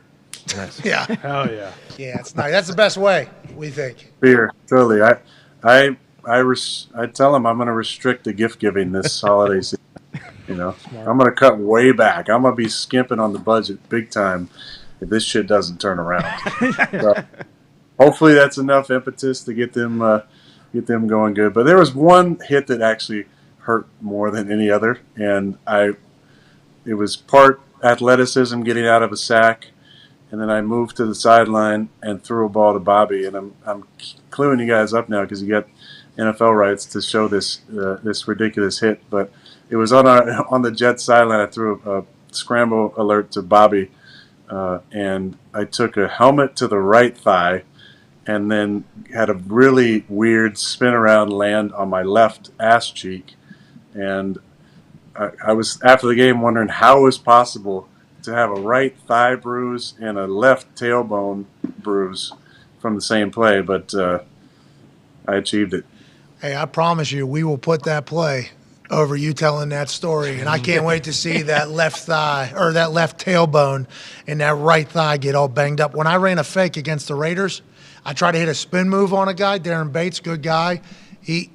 I didn't successfully hit the circle button on him. He hit me so hard in my one leg that my knee bruised my other thigh. Because how hard. So the next day, I had a bruise on the inside of my thigh. I'm like, what the fuck happened? How many did we booze real hard? What happened last night? And then I watched the film. It was my fucking knee taking out my other thigh. I'm like, yeah, let's not run that one. Let's not run that one anymore. What's the week look like? What's today look like? Are you in the film just breaking down the Commanders? Excited for Heineke to get back in there? What does today look like? And when do you really dive into this weekend? Just grinding through all of it, just nose to the grindstone. Hell yeah. No, you know what? I was under the squat bar today. And I gutted it out. 4 plates on there. Woo! Whoa! 405 on the guy. Well, it's a 65-pound bar, so maybe a little bit more than 405. 425, the guy. Wow. I was hoping that there was a way I could take 5 pounds off it, but I guess that wasn't easy to do there. Yeah, because he's talking about a plant. Yeah. Not a drug. What? No. But I got a couple guys in the weight room who must not have seen me squat before. Dean Lowry, kind of gave me like a, hey, nice. Like, thanks, Dean. Appreciate that. Yeah, old man still got Yeah, Northwestern guy, very, very short on the compliments, but that kind of made my day. Put a little pep in my step. I got a Dean Lowry compliment, and now I get to do the fucking McAfee show. Like, it's gonna be a good day. We moved on. You're 3-3. So is everybody else in the NFC, except for the Eagles. They look like a fucking wagon right now. Have you seen them at all? Have you seen Sirianni? Did you see him in Thai last week? He appears to be a hilarious human being. He was a great coach over there. I see they're 6-0. They're playing really good. They got a good football team. Playing good on offense. Jalen's playing good. They got some weapons. The defense is obviously playing really, really good. We got them later in the year, so hopefully we're geared up for that one. It's going to be in Philly, which is always a fun place to play. Well, maybe a fan will run onto the field like the team like they did on Sunday night. Some fan got in. That was amazing. Oh, I love it. I saw him getting escorted out too, and I think he might have had a little bit to drink. There he is. Hey, let's go, boys. Hey, let's get these Johns, bro. It's a good time. Oh, fuck. Whoa. They told me I was on the team. Thought this was America. Philadelphia, original capital. Jeez. Aaron, we appreciate you, buddy. Heal up with that thumb. Can't wait to see the team continue to grow. Good luck this weekend. We'll see you next Tuesday. All right, thanks, guys. The book club has been put on a bye week for 1 week. Okay. So that everybody can catch up on how to change your goddamn mind. Hell yeah. The Mastery of Love. What? 1984. What? And of course, the book that we're still reading from last year. Fingerprints of the Goddamn Gods. Why? All right. We appreciate you. Have a great week, brother. Aaron Rodgers, ladies and gentlemen. That was awesome. I knew that, he was going to have the mindset of we have another game coming up. Yeah. And I know that there's going to be fans that saw him smile in the first 10 seconds of him being on this program about being happy to be here. This guy doesn't care about guy. Come on. This guy doesn't care about anything. He's 18 years in, still pissed off at himself. You see it on the field. You see it in the film. I don't know how you can do that. I would not be able to do that for 18 years at the competitive level he's at. I'm excited to see him rebound, respond, and face a little bit of anxiety, he and LaFleur, for really the first time in a long time, AJ. Yeah, it really is. And like players, at least I know from my own experience, like we never felt like we were out of it. No matter what your season looked like, no matter where you were, you're like, hey, we got a chance. Hey, we're still alive. We make the playoffs. We'll go make a run. Like the players, I feel like never lose confidence. There's always some kind of hope out there. So it is easy, I think, to block out kind of the outside noise when everyone thinks the sky is falling. That's why when Anthony Lynn of the Chargers, when they still had a mathematical chance of making it into the playoffs, and he said, I told the guys, we got no fucking shot. All right? 3 teams are going to have to lose. We're going to have to win 2 games. We got no shot. We need to mail it in for next year. It's like every person that's been in the NFL was like, I've never heard a coach do that. It's always the complete opposite. It's like, hey, we need these 3 teams to lose, which they could. Look at these games. Look at this team. And then we need to win the next 2 games, and we're in. Once you get in a dance, who knows? Could get healthy, could get hot, you could win. That's always the mindset from within a locker room. It feels like when you have Aaron Rodgers on the squad, you should always have that too. So, Ty, maybe we just chill out a little bit and see what we're doing next week. Yeah, for sure, and that's the big thing. Doom and gloom, obviously, and we have to live and die by it week by week because that's kind of the position we're in. But, yeah, when you have him as your quarterback, like, you're not out of it until it's over. So missed a throw about a foot or 2. Missed another one. Can't have it. But I put it to bed. Let's move on. All right, I rely on I was good enough to win the MVP twice, so I think I'll be able to get through this. That's fucking pretty solid. I never had that to rely on. I always had to use this brain to be like, it's going to be okay. Yeah, you never won shit, but it'll be okay. Figure it out. AJ, let's take 5, and then let's go in the trenches and react to what the Aaron Rodgers reaction is. Okay, sound like a plan? I can't wait. AQ is juiced up, I bet, ready today. Yeah, he's got good plays. Got 5 plays today. Okay, so we're smart. So we can maybe zero in on those 5 a little bit more. And then we got a couple kill shots. Oh, hell yeah. Big ones this week. Big bumps from the O-line. Big bumps. Big bumps. We got a couple big gaping holes as well. All right, we'll react to the reaction, and we'll do In the Trenches and wrap up this day in NFL news. It is October 18th, Aaron Rodgers Tuesday. Take 5. Take 5.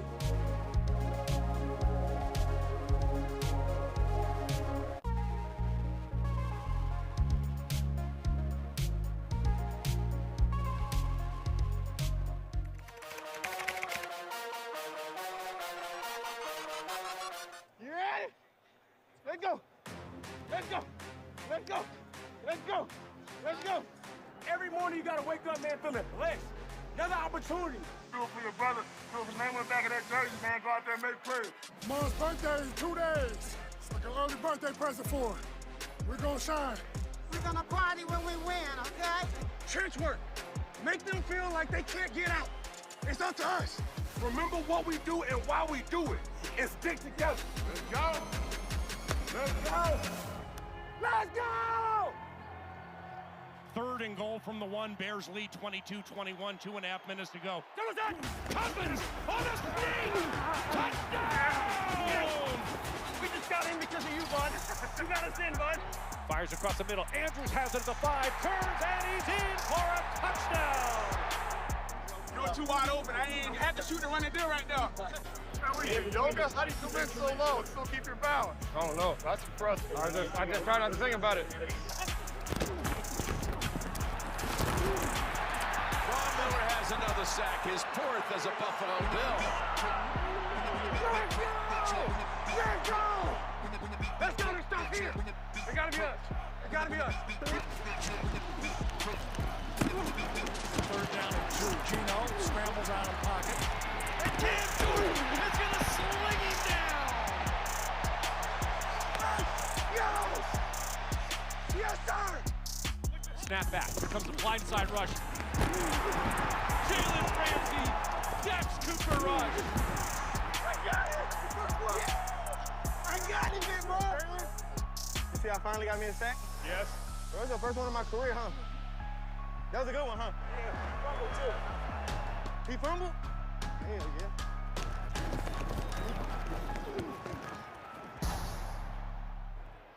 It's because you did that podcast this week. You know, we should do it. We should do it every week.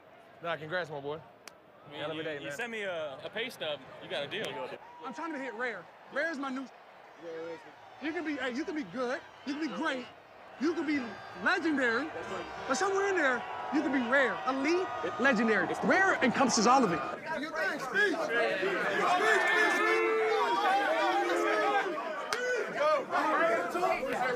Yeah, let's pray first. You're absolutely right. Yeah, we got to wait on our head ball coach. He's right behind you. How you doing? We came on the road, and we're leaving here with the mission accomplished. All right? Mission's accomplished. You fight your asses off, okay? Find a way, and it's got to be so much better, okay? Starting with us, okay, and then all the way down to each and every player. I'm so proud of you guys. I'm so proud of the fight. I'm so proud of the effort. I'm so proud of the fact that you stuck together. Hey, great team win. I love you. Dude, I love this team, man. Cowboys on 3. 1, 2, 3. Cowboys! You just used the word drug, right, to refer to ayahuasca. You know, I saw a few articles people sent me about us doing the tea celebration. I just want to stop you there right away, because the reference to ayahuasca or even marijuana, putting the tag drug on them, is a manipulative word that creates a bias against those specific things. And it happens all over society, right? Think about the word fat and sugar when it comes to food. Fat brings an image of unhealthiness and maybe obesity, death, where sugar is sweet, right? Sweet is kindness. Kindness is loving. So we have these two words that couldn't be more opposite. Fat, you know, high fat foods are actually usually pretty good for you. Foods with high sugar are terrible for you. And sugar, you know, you cut sugar out of your diet, and it has an immediate impact on your cells and your body, especially if there's, you know, cancerous growth in your body or precancerous growth. Sugar, not good for you. Fat, you know, most, you know, fats are pretty good for you. Drugs, you think about drugs, you start labeling, you know, marijuana a drug, which is a plant, ayahuasca a drug, which is a plant, psilocybin a drug, that's a fungi. Also comes from the earth. Then you think about medicine, right? What is medicine? Medicine is like, oh, you know, I'm going to take my my daily medicine, my aspirin, that's a drug. Cough medicine, well, that's a drug. That's not a plant. Those are drugs. Ayahuasca is not a drug. It has properties in it that have hallucinogenic abilities, but it's not a drug. We're talking about plants here. I think it's a very important point to make, and this is how words are used in our society to create a bias against certain things. And I do think that's important enough to go on this ridiculous tangent that I went on. No. To remind people how words are used. Not ridiculous. How words are used to create bias in certain situations. Those bias create fears, and those fears prevent people from doing the research themselves or looking into it or having their own idea or truth about a certain situation. Hey, great tangent. Let's really think about the words that we use, because words are spelled for a reason, because they cast spells and create energy around positive and negative associations with certain things. Okay. Didn't get the last part, but everything else valid.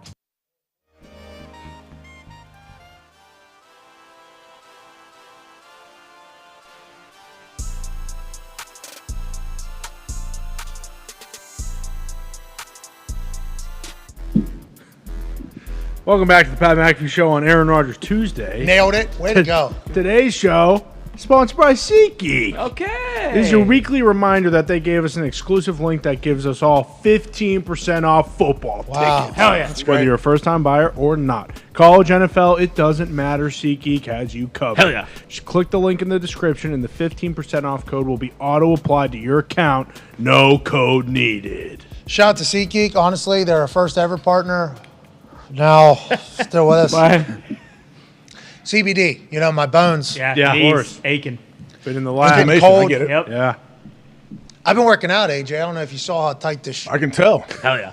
See how tight that thing is? That's super. You're gonna watch out. Don't rip it. Right. This is one of the only ones that fit. It's a double XL, just like the tank top. What?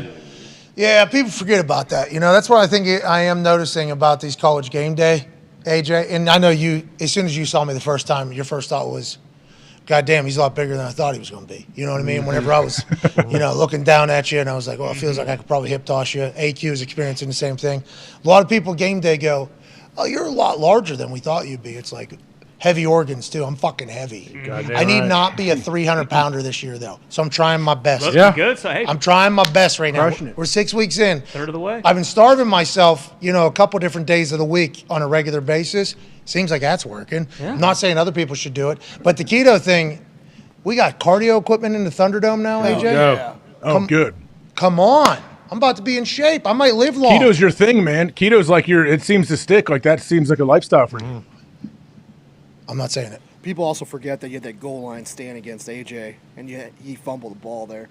Oh, yeah, right here. Oh, yeah. On Right. ESPN. On ESPN, yep. You remember that? I fucking was elusive, too. You didn't even see me. You're like, where is he? You tap my shoulders and then go low on me when I can't see you. I tell you what, that was a good little sprawl we had. Hey, you had a good sprawl. I did not have a sprawl. I was underneath. I should have tipped over and fell like a big tree and just went straight down. Yeah, but you had an incredible sprawl, and in doing so, you forgot about the program. Bingo.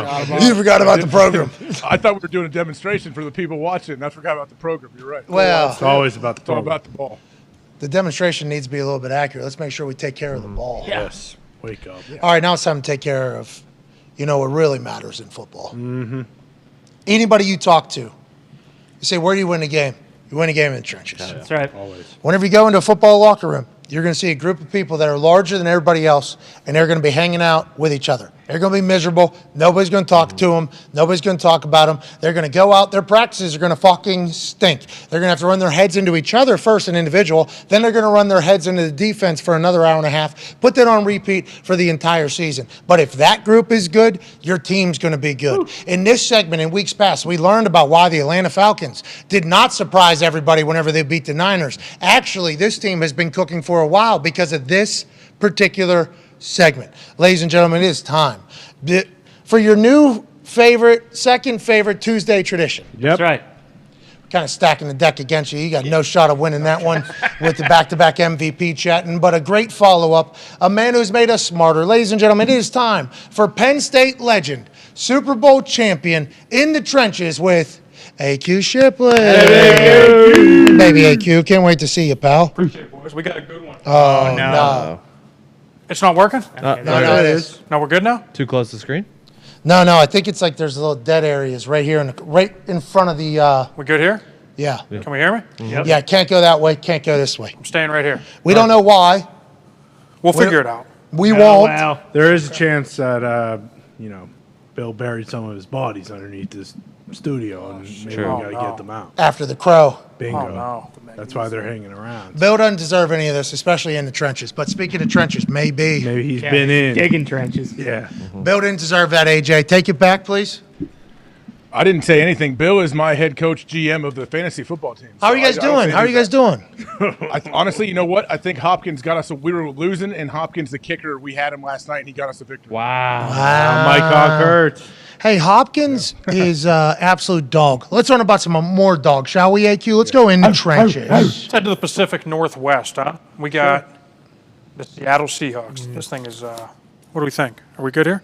It's a nightmare. Holding it closer, it doesn't help. Didn't it work last week? I think it did.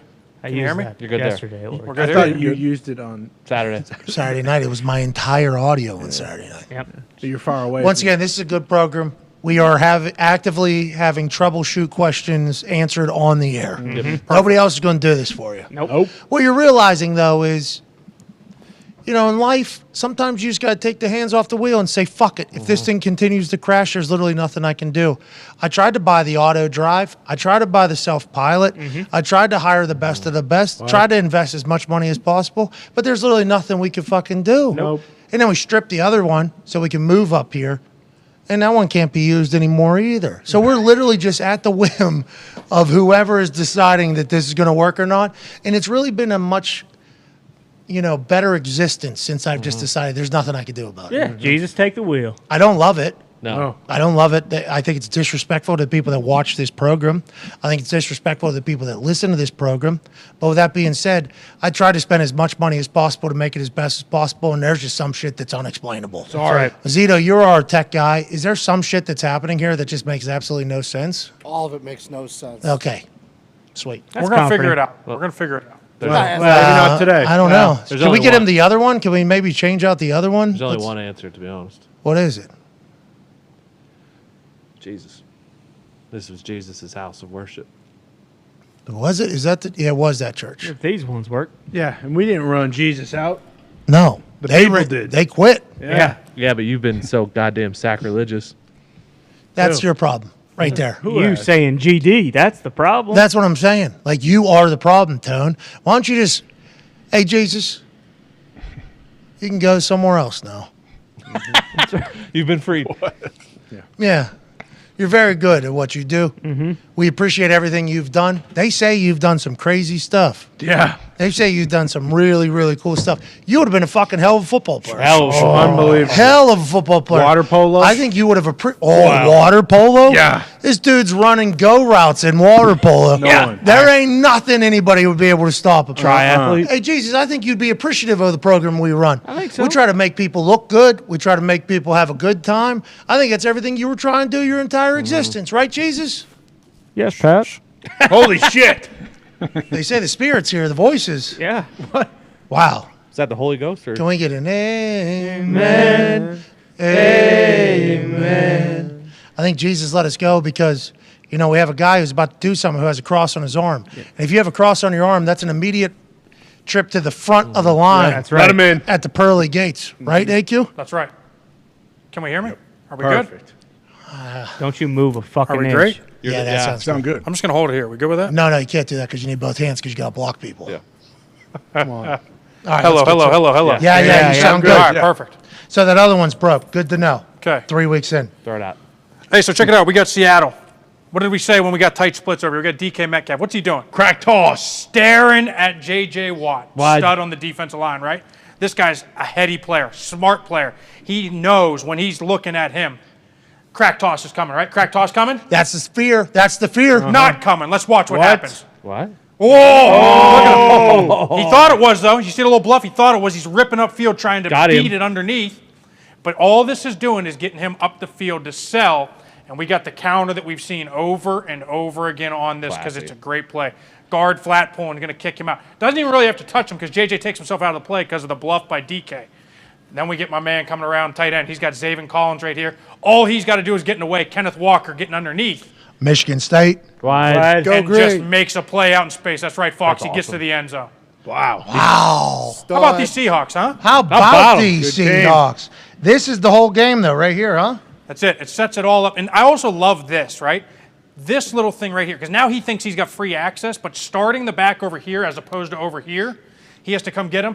He's like, oh, good. And that little bit up the field, now we're underneath. Now we're underneath and out the gate. And that's all we're looking for is just one wrong step. That's right. We're looking for somebody like JJ, Wide. like AJ, Wide. to take a wrong step, and then we can capitalize with a guy who runs a 4.4, a guy who runs a 4.6, a guy who runs a 5.0 at 360 pounds, pulling and getting him off even more. The run game is really about the details, isn't it? You say it all the time. We say it all the time. Football's a game of inches, and it matters everywhere. And those inches are also incorporated into the steps regardless. Check it out. I love what we got here. This is a great little setup. The first one was a setup. Why was it a setup? Because we showed the counter. The Jets are going to run the counter, so we think. So we think. They're going against the Packers. Great run game, great play design.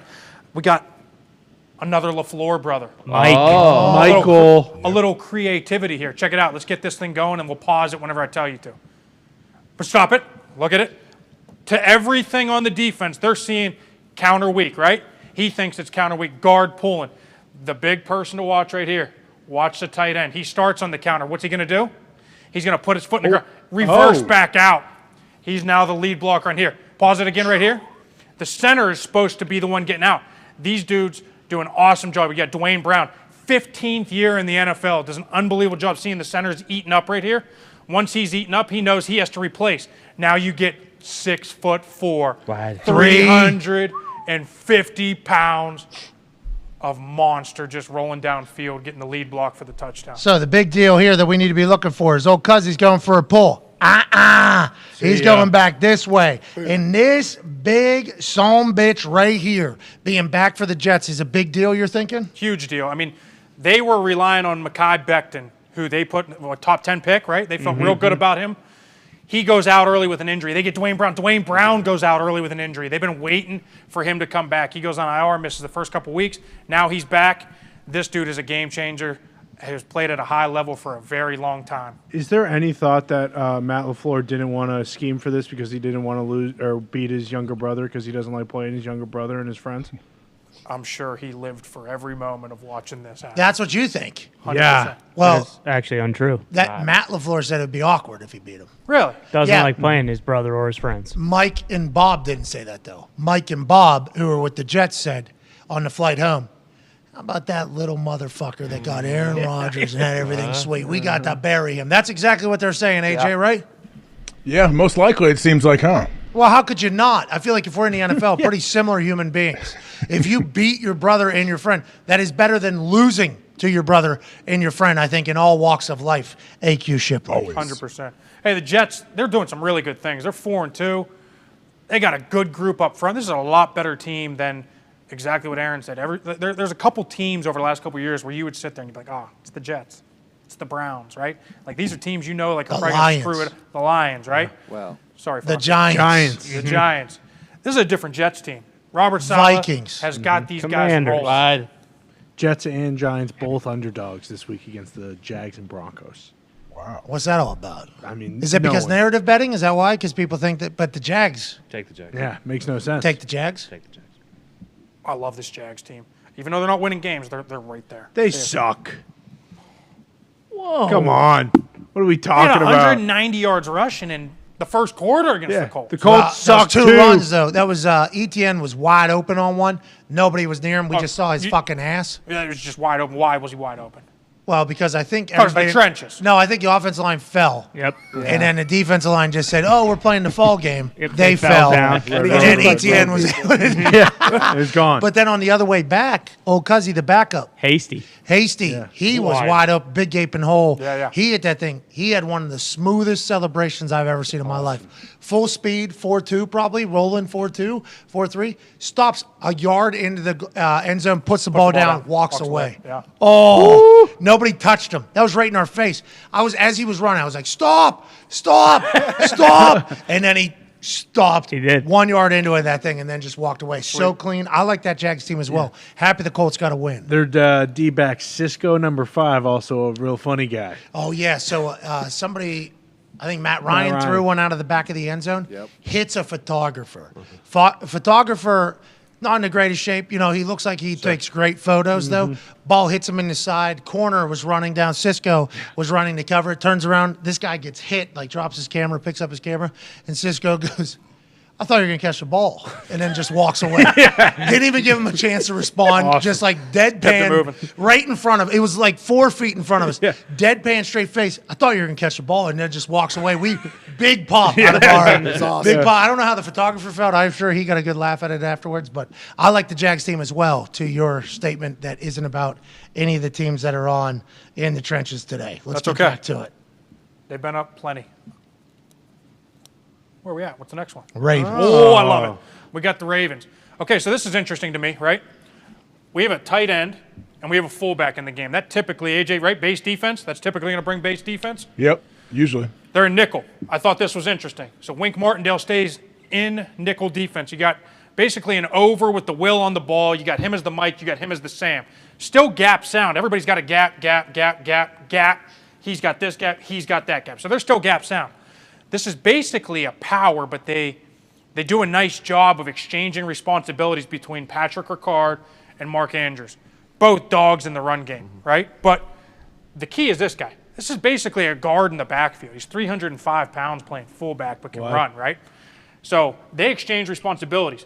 You're going to get a nice double team here. You're going to basically get a double team here. We're going to book him on the backside, create a wall right here, double team. Andrews does a phenomenal job getting up to the mic, sticking and staying connected. Ricard, who you typically wouldn't put a fullback on a defensive end on a power play, right? But they do a nice job just kind of knowing that he's so big and strong, he can get the seal block here, and then you get a pulling guard, Powers, pulling around with some power on the nickel sitting in the hole as the Sam linebacker. Let's check this thing out. Oh, look you see it happening, right? Sticking his, oh boy. Oh, pay dirt. And that's how a wide receiver ends up rushing one in against Wink Martindale's defense. Kenyon Drake might be a new position like Cordell Patterson, but you're saying this particular scheme against this exact setup from the Giants is perfect. Well, this is what you got to love, right? And this is what you love about what the Ravens are doing. You turn on the film last week, they're doing something completely different every week. Greg Roman is designing an unbelievable run scheme. 1 week, they're pulling both guard tackles, sending him through this way. They didn't run that at all this week. And now they get something different. So that's the beauty about game planning, and that's the beauty about what this Ravens run game is able to do. Now, granted, they got to start winning games in the fourth quarter, but what they're doing in the run game is awesome because they're taking plays and they're exchanging responsibilities. They're mixing things up. They're getting creative, and they're allowing things and taking advantage of matchups. Guard on a nickel. Do you think this guy is in here because this guy exists? No, I think it's more they have to get a 7 front. 7 box, basically, because you have this. That's their way of getting to base defense with nickel personnel. Can Thibodeau play this differently, or to Pat's point, does it's he so have to hard stay there because of that. Lamar? Yeah. It's so hard because of that. And that's what this element gives you, right? Jalen Hurts. Yep. Jalen Hurts, him, Kyler Murray, right? These Zip guys on always ball. have to be slow to go on the backside because of that added element, because he's the contained player on that backside. How many guys are like Ricard? Is he's kind of like a one of one, isn't he? He's a one of one. Former D lineman, right? I think he's still, I don't know if he still does, but I know whenever we played them, when I was still playing for the Cardinals in 2019, he was in the rotation playing both ways. Like, he was getting some D-line reps as well as fullback. Pretty cool little thing. Yeah, is that part of the Thunderdome? The little logo there? He's so athletic, too. Nimble. How big's his head, AJ? This guy got a big fucking head, you think? Gigantic head. Are you kidding me? Like, it's not fair what this guy can do. He can move so well. You said nimble. It's true, man, with how big he is. It's impressive. Hey, let's also take notice of what my man's doing right here. Duvernay? Yes, That's what we say, Devin right? Duvernay. Yes. Devin Duvernay, all-pro kick returner, I think, right? Getting much more action at receiver. And look, he's the home run block. That's what we always talk about. Receivers make the thing go. He bluffs right there, realizes that's not his guy. Now he gets to him. And just that little hand, just getting in the way. Hold my hand. Hold my hand, Devin. Hold my hand. Watch this guy run right by both of us. That's fucking good shit. So the Ravens are going to be good, we think. Yeah, I mean, they'll figure it out. They got great coaching staff. They got a great offense. They just got to. Why would they pay Lamar? I think his price tag just keeps going up, right? Yeah, but will they ever pay him? I don't know. Do you think there's a chance, because I don't think you've heard this theory from me yet, okay. And I have a lot of theories.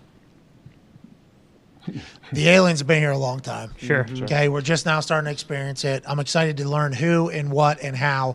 And I don't think we should necessarily just go for killing them. I think we should maybe try to communicate with them to see if we can talk. And then if they just start sucking heads off people, then we should try to kill them. Yeah. Fire when fired upon. Exactly. But let's try to shake their Huns first. Right. Absolutely. If they have Huns, and if we call them Huns and they're not Huns, we mean no disrespect. Exactly. Somebody needs to tell them that as well. Yeah. Watch Mighty Ducks. Let's shake their appendages. Bingo. Imagine if we meet one. Never mind. Anyways, I have a theory that since Lamar's not gotten paid yet, and Ed Reed went on with Kevin Clark. Yep. I thought it was Shine. Kevin Clark. I apologize to disrespect there, Kev. Big Kev. Anyways, so he went on with him, and he talked about how he experienced a similar thing with Baltimore. He said, this is a business. Lamar needs to start viewing it as a business. They're viewing it as a business. And he said he changed the way he played until he was able to get his deal done because it's a business and you have to do that. And he said if he was advising Lamar, which he's not, he would say, hey, you got to change the way you play until you get paid because that's what this is. This is a business. This is hopefully setting you up for the rest of your life, which is what it should be. Do you think there's a chance, and I don't know Lamar, I'm a massive fan. They say he does everything right. He's a great teammate. He's beloved by everybody. He has effects on games that even when he doesn't have the ball, the other team is fucked because they have to just account for him. Even this fucking guy, if we were probably to look at it, he probably has his eyes on fucking Lamar too, which gives another extra second, which opens everything up, let alone the fact that this guy has to watch Lamar, and it gives an opportunity for everybody else to take advantage. That's why they say 11 on 11, because Lamar's accounting for somebody even when he doesn't have the ball. So I don't know. This is not a knock on Lamar. There's a couple runs where he ran out of bounds. Smart. Business decision. When if they would just pay that fucking guy, he's potentially cutting that up, right? And remember I don't the know run how, like, I don't think he's purposely doing that, but I think, like, in his brain, he's like, all right, I got to fucking watch myself here naturally. If they pay him, maybe these games that they're losing at the end, he's picking up 20, 30, and it's in field goal range now, and they're maybe down 3, or they're able to remain up 3. I think that's a real thing that has not been accounted for or talked about. Everybody's just saying, well, they haven't got to a number they agree upon. It's like, the number is what Lamar says, like, hey, this is going to get a deal done, because I think there's a chance that there's some lingering effects happening subconsciously by Lamar, who's trying to protect himself before he gets paid. Do you think that could be real or no? 100%. Yeah, I mean, you look back, what was the big run against Cincinnati a couple years ago? Yep. The spin up through the gut, and he's gone, right? You're not going to see that. I mean, he's not going to stick his nose in there and risk that collision against anybody. Maybe he will. Maybe he will. Maybe he will. But we're saying, like, you could see how he could be like, 100%. Yeah. I'm not going to do that. And I think that's a bad thing to have going into a season. I think it was bad business what Baltimore did, AJ. I think it was bad business, bad idea. Yeah, I mean, I think they may be realizing that. I don't know, but also what Lamar gives you here, like you don't have to block their most dynamic player on defense probably here because he has to account for Lamar. So it's like, all right, we don't have to have one of our linemen or somebody else block this guy. God, one of one. Hey, come on, Colts. Well, something to think about. After Matt Ryan obviously wins the Super Bowl. Yeah, of course. Of course. You know that. All right, let's move on. Let's Here's go. a team that's all the way back, huh? Yes. Whoa. Got you Good in. call. I got you in this week. Hey, so check it out. And this is what needs to happen. Yeah, you guys need more credit. Yeah. Goddamn right. Yeah, thank you, AQ, for Full finally strength. showing the New England Patriots some credit. About time. Jeez Louise. So this is a huge point, right? It's 3rd and 10. Okay. 3rd and 10. What are they in on defense? We call it double barrel. I don't know what you guys called it on defense, AJ. Double A, double barrel, whatever Exotic. it is. Yeah. So they're in an exotic-looking pressure to get after the quarterback. An amoeba. Yep, amoeba front. There you go. This guy hanging around gives you the illusion they could be running some form of a trio, sending him up the middle, sending him through, sending him, bring him. You could get anything in terms of blitz right now. But check what they're going to do. They call it, this is a coffee house. They're going to make it look like he's dropping, slant this 3-tech, bring him through, and bring him through. So you get 2 guys on his backside. David Andrews does a phenomenal job. Once this is an inside zone that it's a simple inside zone. They're literally just trying to hopefully steal 10, and this thing ends up going the distance. What? But here's what happens. They're completely content, probably just kicking a field goal here. But they do a great job of just picking this up. And this is another point that needs to be brought up, right? So when you look at a play that's drawn up, everybody's standing still. It's real easy to block something when it's standing still. But when people are moving, you get the slant here. You get him over the top. You get him over the top. You get him down. You get them. It's a billion different things. The other key is watch Hunter Henry going backside. He's supposed to block him, but he sees color here. This guy gets on the inside shoulder here. Probably could make the play. Does a phenomenal job sealing this thing off. But watch David Andrews to start, and then watch Hunter Henry go back and kind of seal this thing off.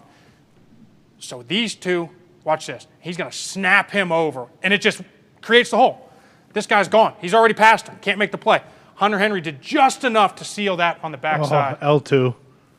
And we're out the gate. Nice little jump cut. Like Yeah, 2 he's of a them. dog. But right there, you got to love that hole on 3rd and 10, right? I mean, like you're sitting there, you're like, oh, I'm feeling great. We just get him one-on-one with the safety. This guy has no idea where to fit. He's coming hard outside in, and he makes a phenomenal jump cut. Whoop, boom, boom, and he's out the distance. See ya. Whoop. 3rd and 10 running. 3rd and 10, and take it to the house. I mean, that is OC's kind of a demoralizing. genius, I'd say. There's a lot of coordinators Who's the OC? Who is the OC? Who is the OC? Oh, we don't have an OC. Who's calling plays? Who is calling plays? Oh, Matt Patricia. I guess he's not a big fat dumb dipshit like you guys have been saying. Well, We'll see.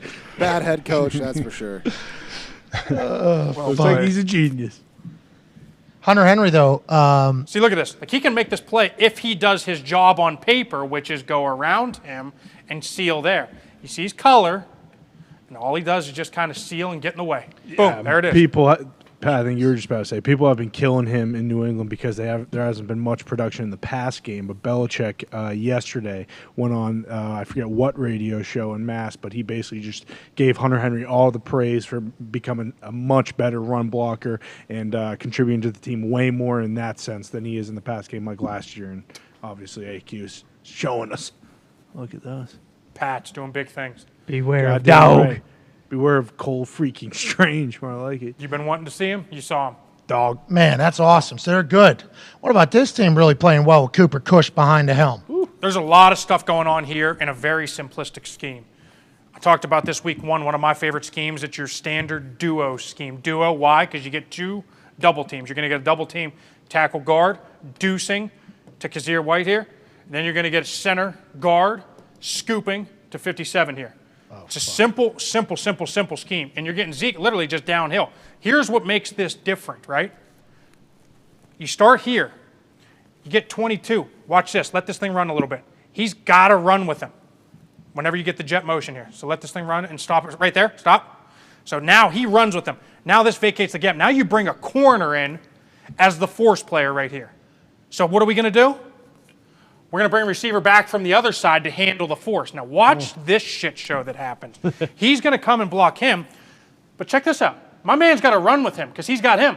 So when he runs across like this, he takes himself completely out of the play because his whole focus is getting with him. And look at that hole. Wow. Jeez. Look at that hole. Wow. My man Zeke's in year 20 or whatever he's in at this point. Certainly not running the 4.4 that he was running before, but my man's still going to find a way to get in the end zone from 10 yards out with that hole. Wow, that's a good scheme. That's a good scheme. Who's running the run game down there in Dallas? It's a great question. Is that tight end split out? I mean, most O-line coaches are handling the thing. Obviously, Kellen Moore is the one calling the plays. But this is a phenomenal job of getting... It's a good question, Con.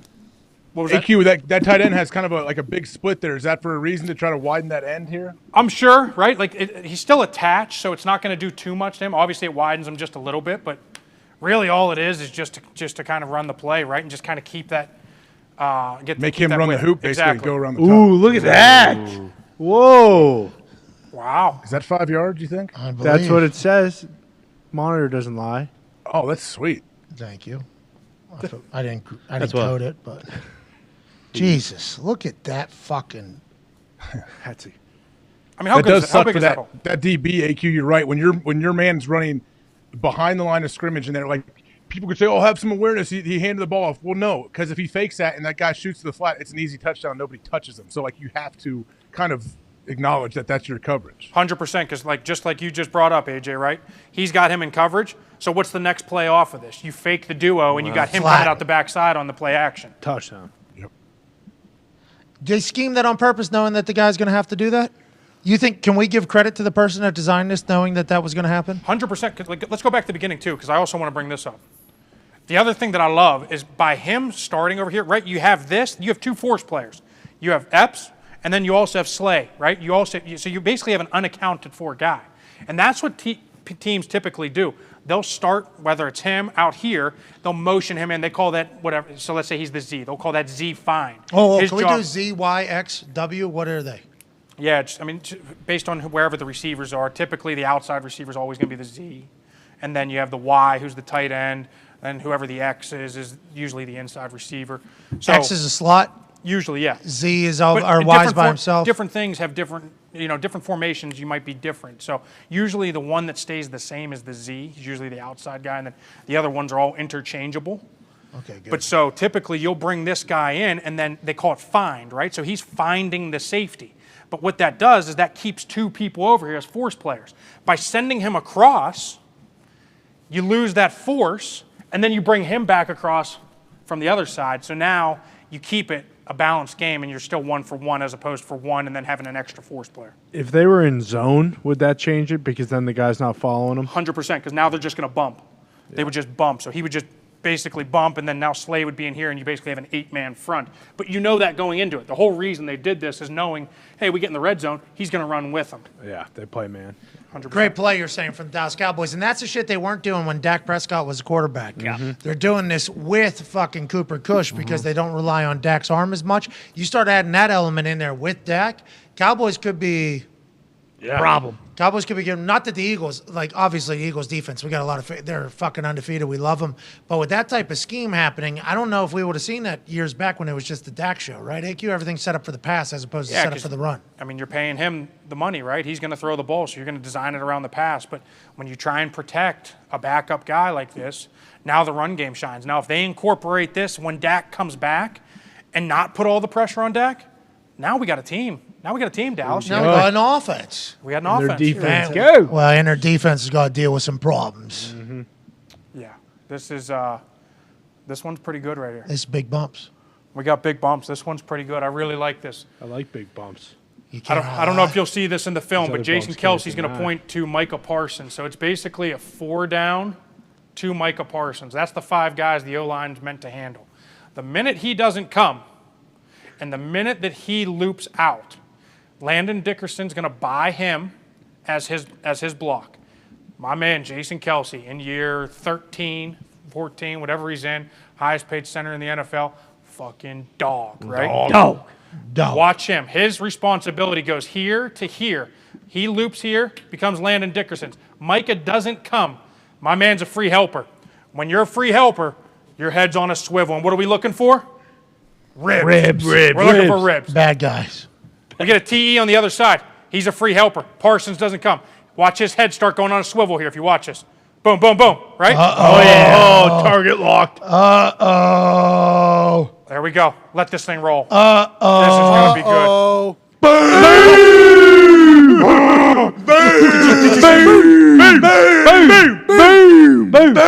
good. Did you see him afterwards do a little like jump and then just kind of walk it off? Should have thrown it to him. Yeah, I mean, this is unbelievable. Boom! Oh, a little skip out of it and then just walk it off. AQ, that'll slow them down too. The rest of the game too when they're looking too. Like they know, they'll be aware of that. 100%. That's the second one. Kelsey got Lawrence twice in this game. He got one in the first half. This is in the third quarter. So I promise you, this slowed him down. And when they play him again later in the year, because oh my God, how good is that? Hey, I mean, if we're talking about heads-up football, yeah. I mean, that's a safety hitting a wide receiver right there, this shot. And that's how athletic Kelsey is, right? He's what, 270 pounds? If that. I mean, he might be playing at 65 at this point in his career. Right. But nothing Lawrence could do. Nothing. I mean, it is. Sorry that about is it, Lawrence. textbook. Sorry. Sorry about it. That is textbook. You can't ask for anything more, man. That is awesome stuff. Sorry about it. Oh, I gotta love this. I gotta love this. Terrence Steele, right tackle, Texas. This guy's a freaking dog in the run game. He's awesome. Check what we're gonna do here. We get the crack toss. Now, we're not gonna watch this block. My man Gallup needs a little work. He's got Hassan Reddick here. Not the best matchup, but here's what we're gonna watch. Watch Terrence Steele. He's got Avonte Maddox. Uh-oh. Watch him just eject. Let this thing run in full speed first. Oh, boy. Oh, my God! And then he hops on him. Whoa. I love how he hops on him. I love that. Yeah. Well, is that? I thought that was illegal. Is that legal? Boom. He just finished in the block. Can't do that. I mean, What is that? Why is he illegal? Why is he going to do something illegal? I thought we had a big bump. Yeah, go block That someone is else. a big bump. That is a big bump. Boom! Never good. Hey, can we pause that while he's in midair? Never good right there. Can we zoom in on that with your little circle there? There we go. Yeah. Let's watch it. Oh my God! Oh, no. Not a good position to be in, boys. Boom. And he jumps and rolls over top of you too. Hey, keep that out of the game, AQ. What's that all about? What's that all about? What are we, a bunch of barbarians running around on the field? This is the game we fell in love with. This is what we love to see. That boy Terrence, keep that shit up. Let's go. What an incredible episode of In the Trenches. Thank you. Yeah, boys. AQ, hell of a day by you today. You asked a question, Aaron. You weren't nervous like last week. You were sitting here. You got, you know, he was a little bit twiddling his thumbs. Fell asleep during Eli. Had an incredible in the trenches here. Feels like we learned stuff. AQ, what a day! Baby AQ. You made a couple putts early to raise some Hell money yeah. for folks. 10 Unreal. people will win $500. You retweet the tweet that was sent out earlier. Say something nice to somebody and put your cash tag in there. You could win $500. We'll continue to do that every single day. AQ, we appreciate you. Toxic Table at Boston Connor at Ty Schmidt. Hell of a day by you, boys. Hey, great show by you, Pat. Nah, that ain't true. Ton Diggs, one half of the hammer. Dahn Cowboys. What a show by you today. Hey, Tom. You. No, you, Tom. Tom said some really, aggressive things. He earlier. did. Yeah, he did. Shut up, AJ. See, that also aggressive. He had that tone about him. I'm excited to hear what Hammer Down is today. In the back, Foxy, Zito, Nick, great work today, boys. Here you go, boys. Bill, Dirty, Bruce, we appreciate you guys. Obviously, Tim staying up all night to put these doors in this Thunderdome. And to you, AJ, we appreciate the hell out of you. Everybody watching, you're the greatest humans on earth. We can't wait to be back tomorrow for a hell of a Wednesday. We got fucking Ninja joining us tomorrow. Whoa. What? Holy shit. Hell yeah. Yeah. Like Beverly Hills? No, Chris Farley, rest in peace. Fucking love that guy. Wish I could see more of him when I was adult so I could appreciate everything he's about. Rest in peace at Beverly Hills Ninja. Not the ninjas that I seen that was protecting that 100 millionaire out at L.A. that I went to the party. That was awesome. And his 3 ninjas came downstairs and let me up to the party upstairs. I'd never been that high and that entertained at the same time before, and I don't know if I ever will be. Sure. Fucking ninjas came down and got me. It was awesome. Didn't say anything to me. They had the little web shoe things. Sure. Wearing all black. Came down, had little earpieces in, gloves on. They were the ones that led me up to a party in Los Angeles at the top floor or whatever. I laughed the entire time. Tried to talk to them like people do over in England when you see the person with the fucking hat on. I couldn't get them to break. These were fucking ninjas. Right. Yeah. Really? Tomorrow. They were working on? Was it body work on people? Those ninjas? No, that was body gurus. They were in the gis. I'm talking about fucking ninjas. I seen them as well. They have a lot of confidence. These ninjas, I don't know if they had confidence enough because we didn't really have an interaction, but I think they were stone cold killers if they had to. You know what I mean? Oh, yeah. I think they would. Pressure points. I didn't even want to press the button of floor we were going because I thought they maybe break my wrist 3 different times. Yep. That is not the ninja we were talking about. The ninja we're talking about is the gaming mogul. That ninja will be joining us tomorrow. Hell Not yeah. that ninja. No. That ninja. There you go. That ninja will be joining us. Detroit Lions fan. Big time. Mogul. Yeah. Big fucking brain. Can't wait to chat with him. It's our first time chatting. Obviously, last year, he cut a little promo on Kickers on Twitter. I answered because I do have respect for his entrepreneurialism and what he's been able to build. We had a conversation then afterwards. Feel like we learned a lot about each other real quick. And then now we're finally getting the opportunity to chat to each other. That's tomorrow, 1:15 Eastern Standard, if anybody wants to hear that. We'll also have some football guests. Jamar Chase joins us on Thursday. Here we go. I believe Von Miller will join us on Thursday. Know it. I believe we have a hell of a week in store, and we can't thank you enough for being a part of this ride with us. Adam Thielen will be on tomorrow, I believe. Yeah, there it is. So we got, let's go, huh? Be a friend, tell a friend if you want to. If not, we fucking understand completely. You all are the best people on earth. We will see you in 20 hours and 29 minutes. Good day.